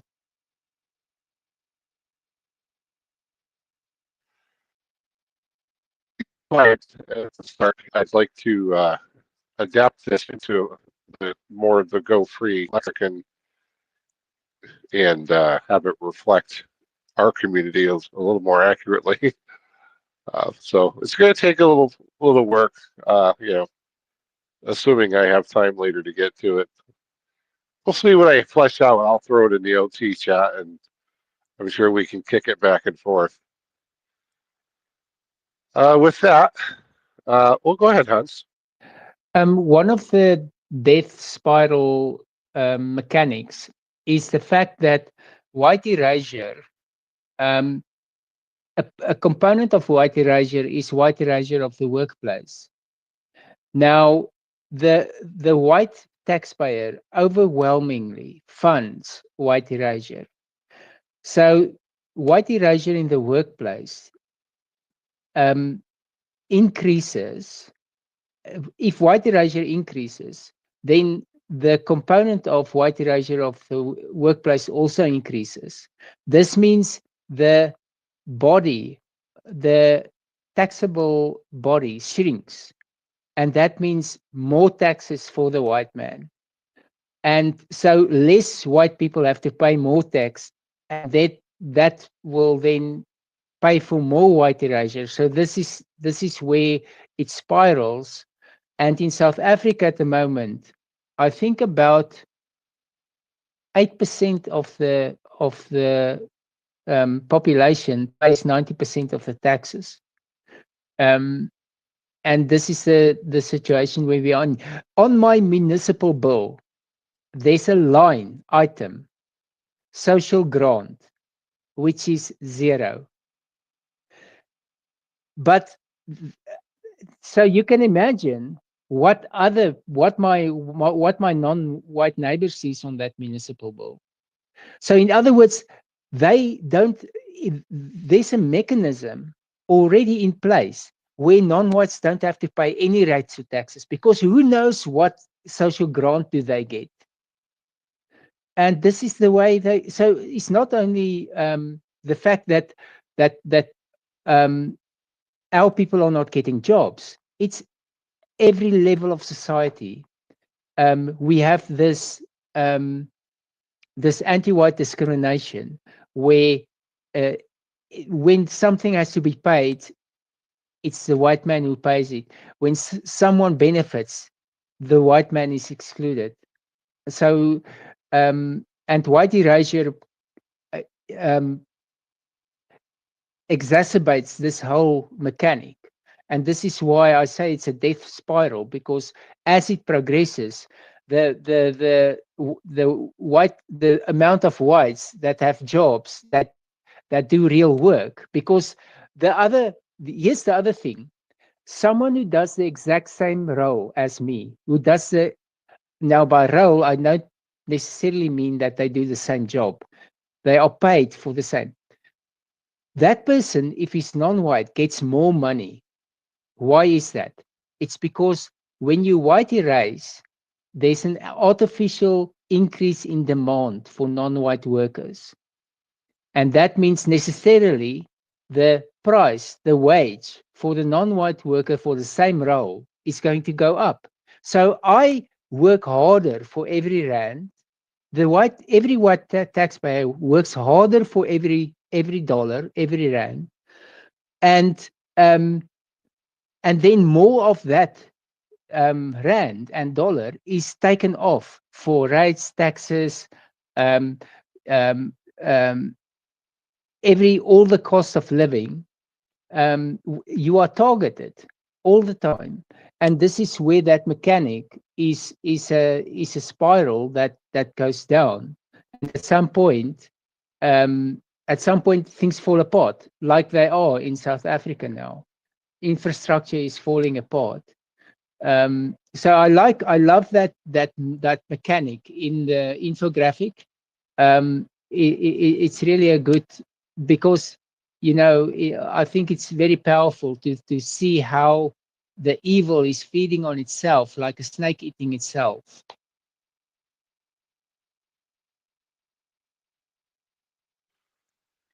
You know, Hans, here in the U.S., the biggest term to make my skin crawl is disadvantaged communities. And Biospirit, I know he's heard that probably more times than I have, but we hear that all the time. Disadvantaged communities.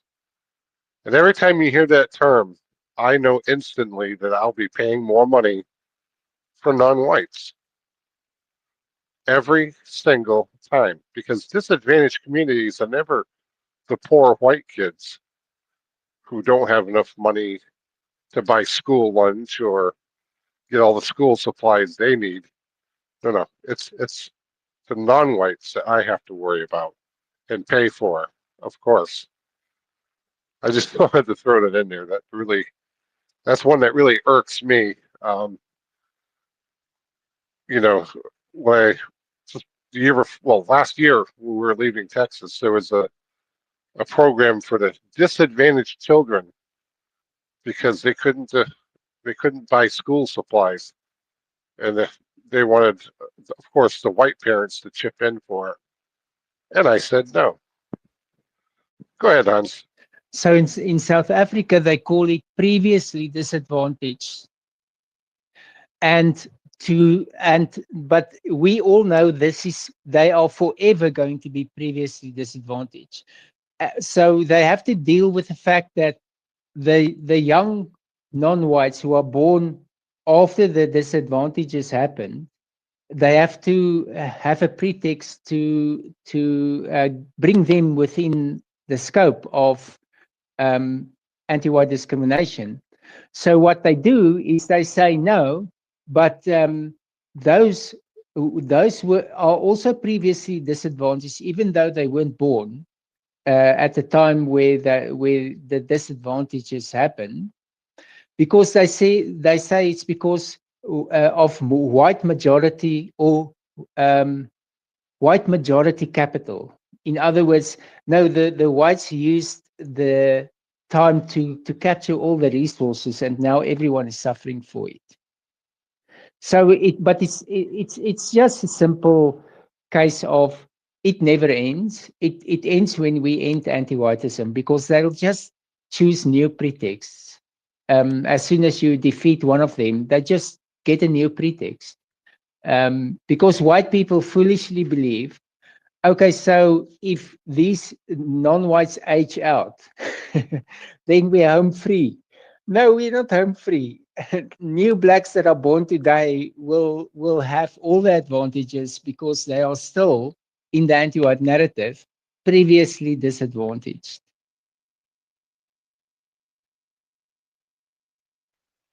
You know, and a completely unrelated thing that reminds me of this second and third generation Holocaust survivors. But I'll leave that there.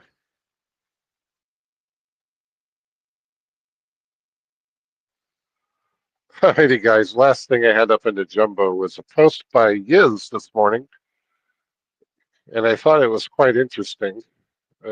Hopefully, I'm not robot. Am I roboting or am I good? Good. All right. So Yiz writes, whites have long appreciated the aesthetic, religious, artistic, and cultural expressions of non-white groups, especially Asian ones. It's why we even incorporate elements of conquered non-whites into our culture, because we have honor and we appreciate all creature of the natural order. As long as you aren't participating in the white erasure and anti-whiteism so prevalent today, there's nothing shameful or anti-white about enjoying anime, observing positive traits of other cultures, enjoying trips to other countries, etc. You can be pro-white and still enjoy elements of non-white cultures. It's ugly to be a hater. And I would even argue it's not very white of you to hate on other groups just because our group is in a bad place right now. Be white, be positive, let love for your own people guide you, not hatred of others. I just thought that that was a beautiful post. And, you know, it certainly holds true for me. I've had the pleasure of traveling to many different countries and enjoying their culture. As long as I can come home and be able to see my culture expressed in my home where I live, I'm quite happy. Mr. Hans. I agree with one exception. When we recapture our destiny, we need to stop naming our military hardware after conquered and defeated enemies, because they will not reciprocate. Um, I agree that yes, we can enjoy um, other cultural um, um, artifacts, but the fact is, um, we shouldn't celebrate it. We can enjoy it, but we celebrate um, our own Western. I mean, let's look at Egypt. If it, we are the ones who are preserving that, and that's healthy and good. We want to do that, but it's the same way we will preserve some some fish species that's on the brink of extinction. We preserve things. That's in our biospirit.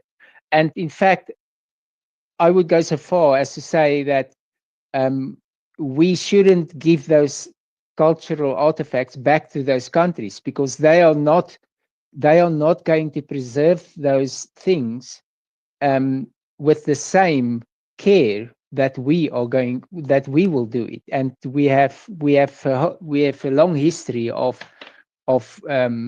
these things that are being destroyed because other races don't see things the same way.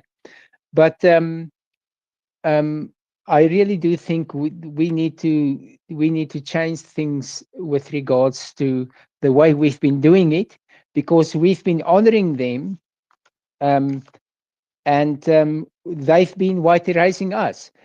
So I don't want to go into hypotheticals, but we can see what happens with what happened in Egypt. When a new pharaoh comes, he chisels the previous pharaoh's name out. He will chisel his name out of the stone. Um, and this is not what white people do, but this is what everyone else does. So no, we shouldn't celebrate their culture, and we can enjoy their culture and preserve cultural artifacts. But when it comes to making it part of our culture, I mean, that happens automatically. But I mean, look at the food. We invented. We have recipes, so yes, we can make your food, and we'll make it. But we'll we'll adapt it um, for our physiology. I mean, we can we can handle milk, so maybe we will add milk to your dish. But yes, I agree. I mean, don't feel guilty if you. I mean, this is another thing. You can go to the Taj Mahal and be awed, and and and um, and it's beautiful. It's beautiful in its own way. But it's not our stuff. We don't want the Taj Mahal in our cities. That's their thing.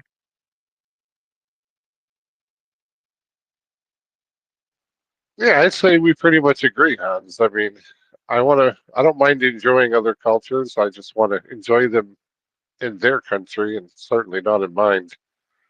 I would say rather than firing a Tomahawk missile, it might be pretty fun to fire a FAFO missile.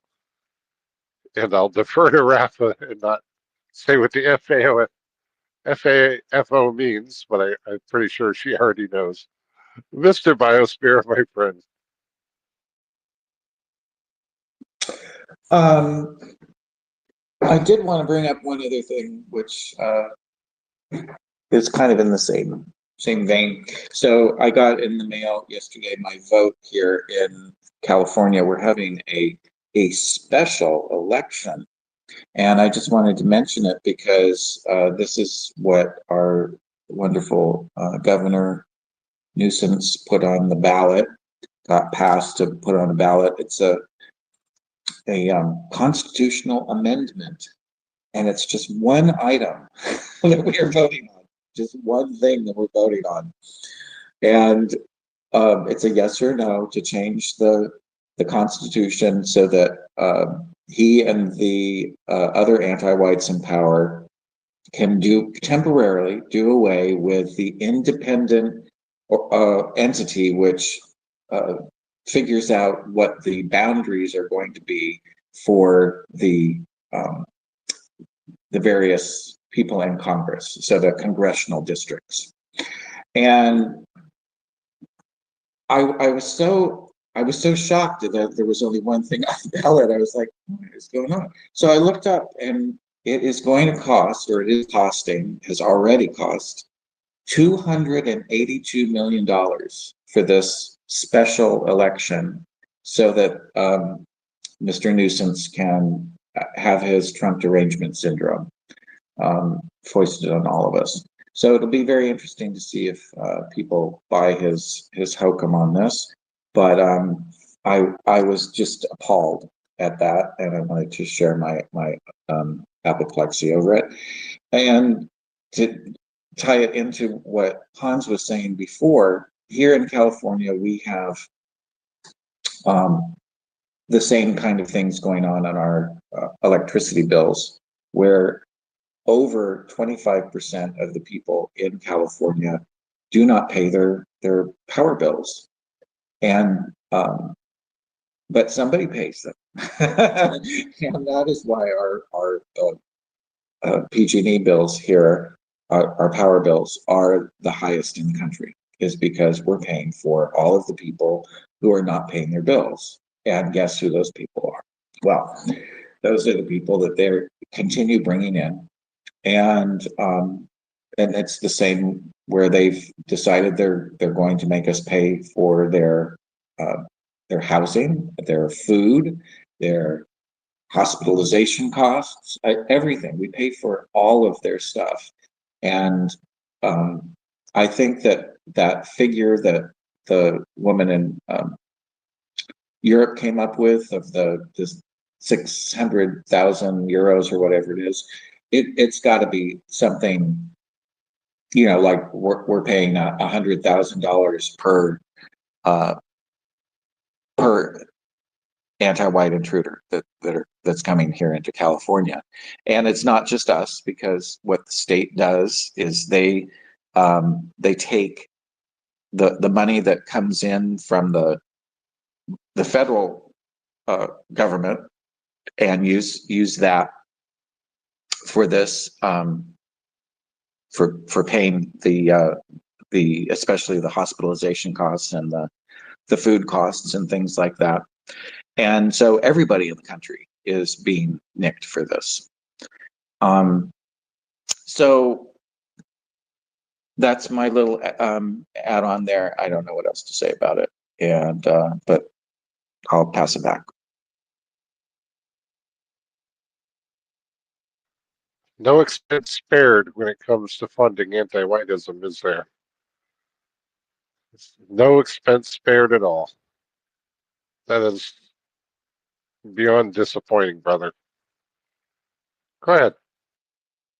Oh, and then one other thing about that is that they made an error in the mailer, the thing that they send out to explain what the election is about. So they made an error in it, and so now they have to send out a postcard to everybody to explain what the error is, and that's going to cost another $2 million.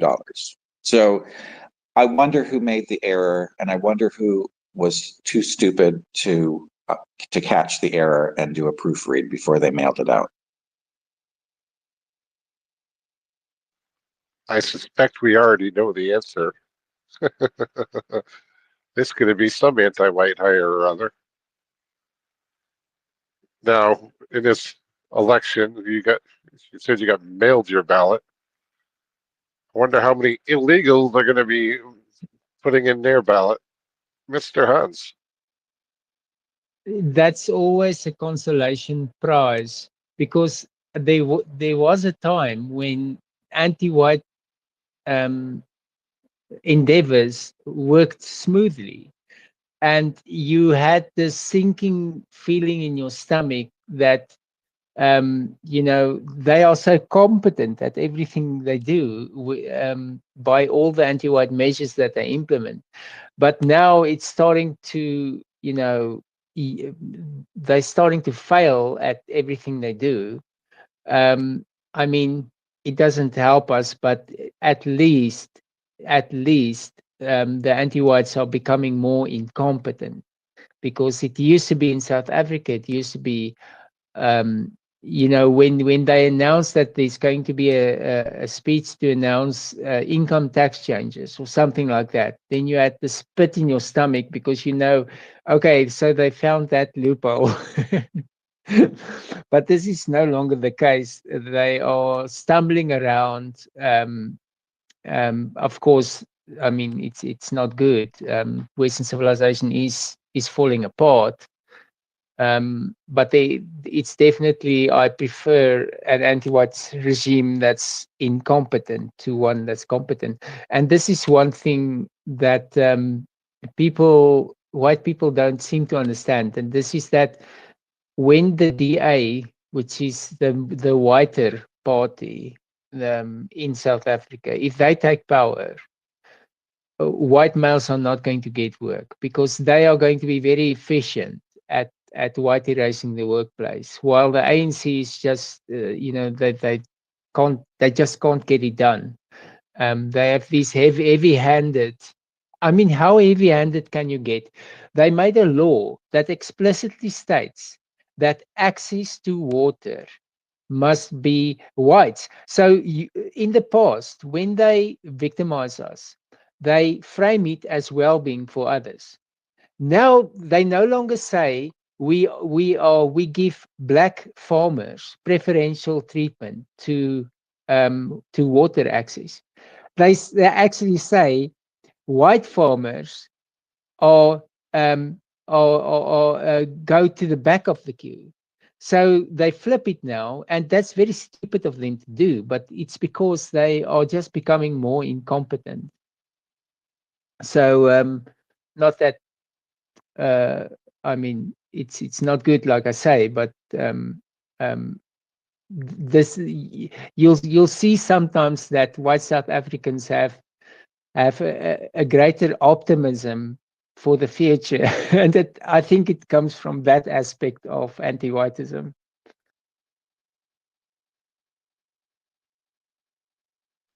Well, their incompetence might just be their undoing. One can only hope. Dallas Malloy wanted to pass along her love to the group, so I am doing so. I just want to read a few comments before we get out of here. Robert says, hello, everyone, for White Wellbeing. Jay Bishop posted down in the comments, and this is from William Money, who's talking about the low quality of construction in Texas, which I can personally attest to. There's several builders facing lawsuits. One guy is facing a group of 40 homeowners and development all built by illegals. And Jay Bishop writes, like clockwork, this is very common now due to white erasure.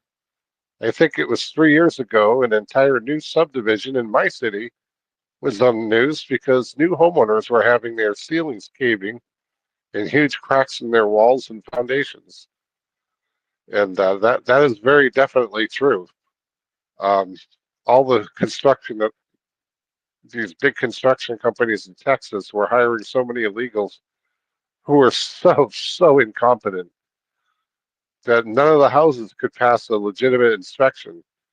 Now, of course, they were paying off their home inspectors, but once the legitimate inspectors eventually came in and took a look, a lot of those houses are getting condemned, straight up condemned. And Jay Bishop also commented, you want to know something disgustingly anti-white? That statue our sister Rafa was talking about is the tallest statue in Australia now. I looked it up. That was no accident on the part of anti-whites, and at least it's not a monkey-looking thing, but it's definitely this weird statue. I think I put it up in a jumbo. If not, I'm going to do that now. And yeah, once again, not our biospirit reflected, a completely foreign biospirit projected into the environment to demoralize and serve as a big, giant anti-white humiliation ritual. So that was all I had, folks. I don't know if you guys had anything more. I reckon I can send this for final thoughts and see how it goes. Ms. Rafa, come on in. Thanks. I guess just further to the point of that statue, because there's a number of them around. One of the disturbing developments in Australia is our PM is obviously cozying up to the Indian Prime Minister or whatever his title is. And unfortunately, how I understand it is that they're recognizing Indian educational certifications as equivalent as Australian, which is absolutely going to be causing ridiculous problems in our country. And the impact of that is just going to be awful. So just that cultural dominance as Indians disperse further and further and more rapidly is just going to be devastating to see that roll out. Yeah, that's all on that. Yeah, you're absolutely right, because we already see that in so many other places in the West. We know that their biospirit is not necessarily the same as ours, for sure. Now, they fake a lot of credentials. This has already been very evidenced elsewhere in the West. Doctors and insane amounts of malpractice suits, and nurses that can't properly take care of patients. Here in the U.S., also unqualified truck drivers driving big, heavy trucks on our highways and causing multiple fatalities. And it's happening not just once, but many times. Um, we see that in my industry, the or former industry. I'm retired now. I can't tell you how many of these wonder engineers from India would come into a country, to a company, and do some quote unquote repairs on their control electronics. And I'd go in there and to straighten it out, and it was an absolute shit show. Totally miswired, nothing put back where it's supposed to be, and it was just an absolute nightmare. And of course, I would have to go in and straighten it out. They would screw with the machine code, and they have the machines doing unstable things. Mr. Hans. I'm looking at that statue. Yes, it's not as ugly as that monkey thing, but there is something about it, it looks androgynous. It doesn't look and that's something that I picked up when I was in Norway, because in many cases with the dragons, the Norwegian dragons, you can see the sex of the dragon. Um, um, while if you look at the Chinese dragon, you can't see that. So there is something biospiritual with um, um, sexual dimorphism that is very important to us. That females look female and males look male, and you can see that in their statues. And I wonder if it's because of the fact that we have a white nuclear family. So basically, every pot gets a lid, while in other cultures, a large amount of men have to make do without reproductive access to women. And that's why they have these degenerative cultural effects, but yeah, very ugly, but ugly in another way. The monkey thing is like some genetic experiment gone wrong. But that statue is just, I can see why trans feels so foreign. I really think it's not only because it's an attack on the white nuclear family. I think it's also because non-whites have affinity for that kind of stuff.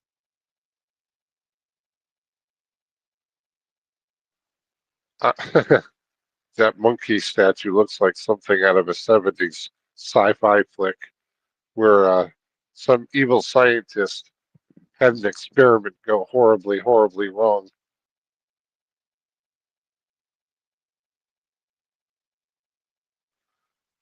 All right. I think I'm going to send it around for final thoughts and close up shop for today. I'll start with Ms. Rafa. Any final thoughts from you? Final thoughts. I guess I'd on what you were saying before with appreciating other cultures. I guess there's a difference between high art and low art, and um, wouldn't it be great to focus more on the high art for our children? Also, when you're outside of the USA, a lot of appreciation of other cultures might not only be low art, but you might not be getting as much of your own ethnic programming as once was. Um, and as cities evolve and change, um, being able to teach our children their cultural roots and be able to get the programming in that is not American, that is not foreign, that's the incentive. Yeah, that's probably my final thought.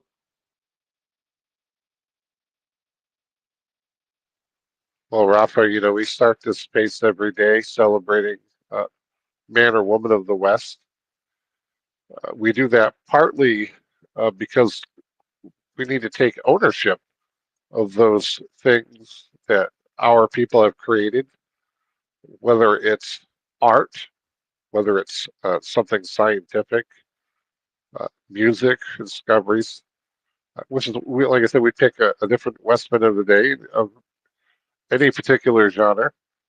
So our children can see who we are, who we came from, and we have great, great people in our past, and our children need to know about them.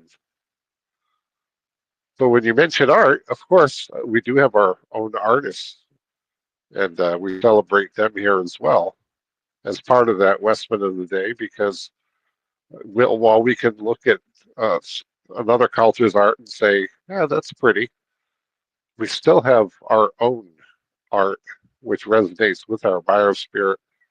And once we find that harmony, uh, anything else makes us disharmonious.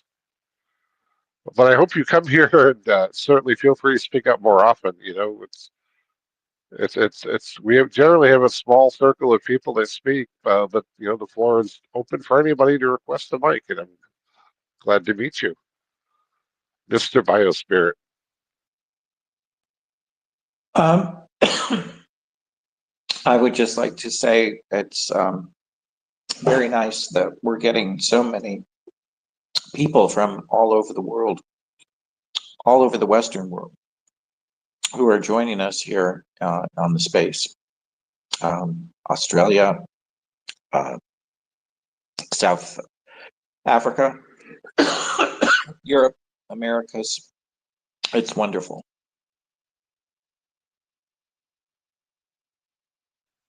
You okay, Biospirit? I'm having a coughing attack, sorry, but that's my final thought. Thanks. Okay. Sounded like you were joking, and that was starting to concern me. My friend, Mr. Hans, your final thoughts. Yeah, well, I missed the poetry part, but I thought a lot about that since the last space, and it is something that I think we must expose our children to, because it's there is something biospiritual about that. Just so and yeah, I would like to expose my son to that, but I mean, you have to do that early before they get to all the electronic media, because now it's much more difficult. But I was exposed to poetry when I was growing up, and I didn't do my part, and it's now going to be much more difficult. That's a bit of a somber note, but positive as well. I do definitely want to be more mindful of our rich cultural inheritance. Tommy Robinson paying for a brown circus to come to the UK and put up a show is is that happens because he doesn't appreciate the what he has. He doesn't appreciate what he is a part of, and I feel like there's a bit of Tommy in me. The fact that I did not do my part in exposing my child to the rich culture that we inherited. Um, and I mean, it's never too late, so I'm going to try and remedy that.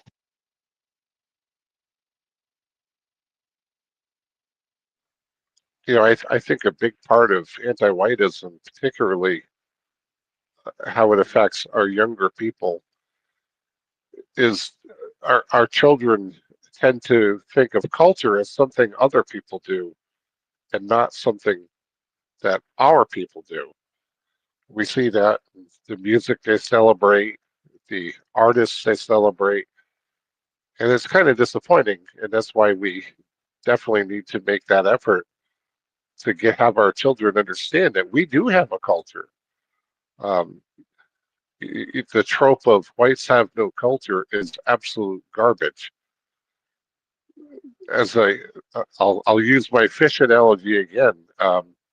Most peoples are like fish that don't realize how wet they are. Our culture is so much of the world already that surrounds them.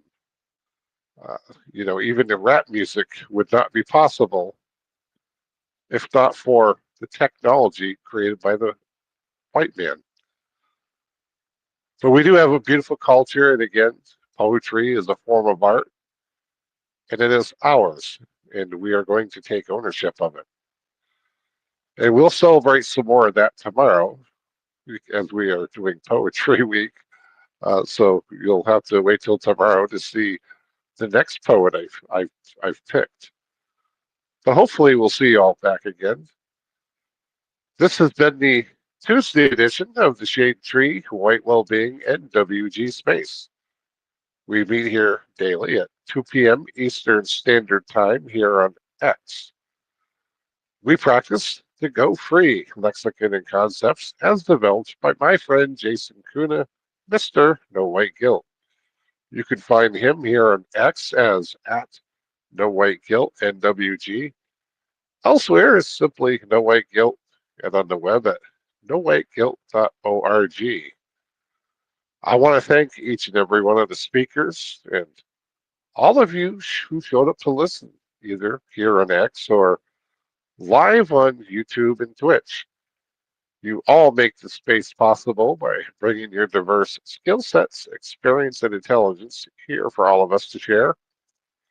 Without all of your participation, whether as speakers or listeners, it would just be me, crotchety old man rambling into space, and I'm only sometimes interesting and handsome. Thanks again. I truly appreciate you all. Enjoy the rest of your day or evening. I love you all and hope to see you all again tomorrow under the shade tree where we continue to go free. Love y'all. Bye-bye.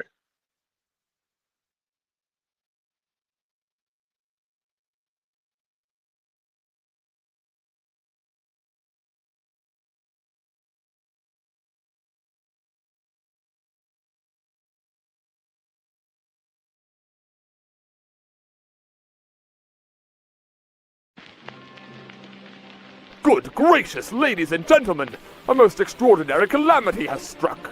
The Empire's finest invention, a miraculous machine of time itself, has fallen into the wrong hands. Now, dreadful fiends from across the ages, spiteful mutants, demons, and horrors beyond imagination, march upon our proud West. But fear not, lion-hearted adventurers, for history's most unlikely heroes have answered the call. General Cornwallis, Old Hickory himself, Andrew Jackson, the Maestro of Mayhem, Johann Sebastian Bach, and the last Queen of France, Marie Antoinette. Play in daring single-player or rip-roaring local co-op. Blast monstrous bosses, conquer infernal bullet hells, unleash your arsenal of gadgets, gizmos, and glorious firepower. The fate of Western kind, and indeed the very course of history itself, lies in your hands, brave man of the West. Stand fast, stiffen that upper lip, and charge forth into the surprising adventures of Westmen! Wishlist now on Steam, before it's too late.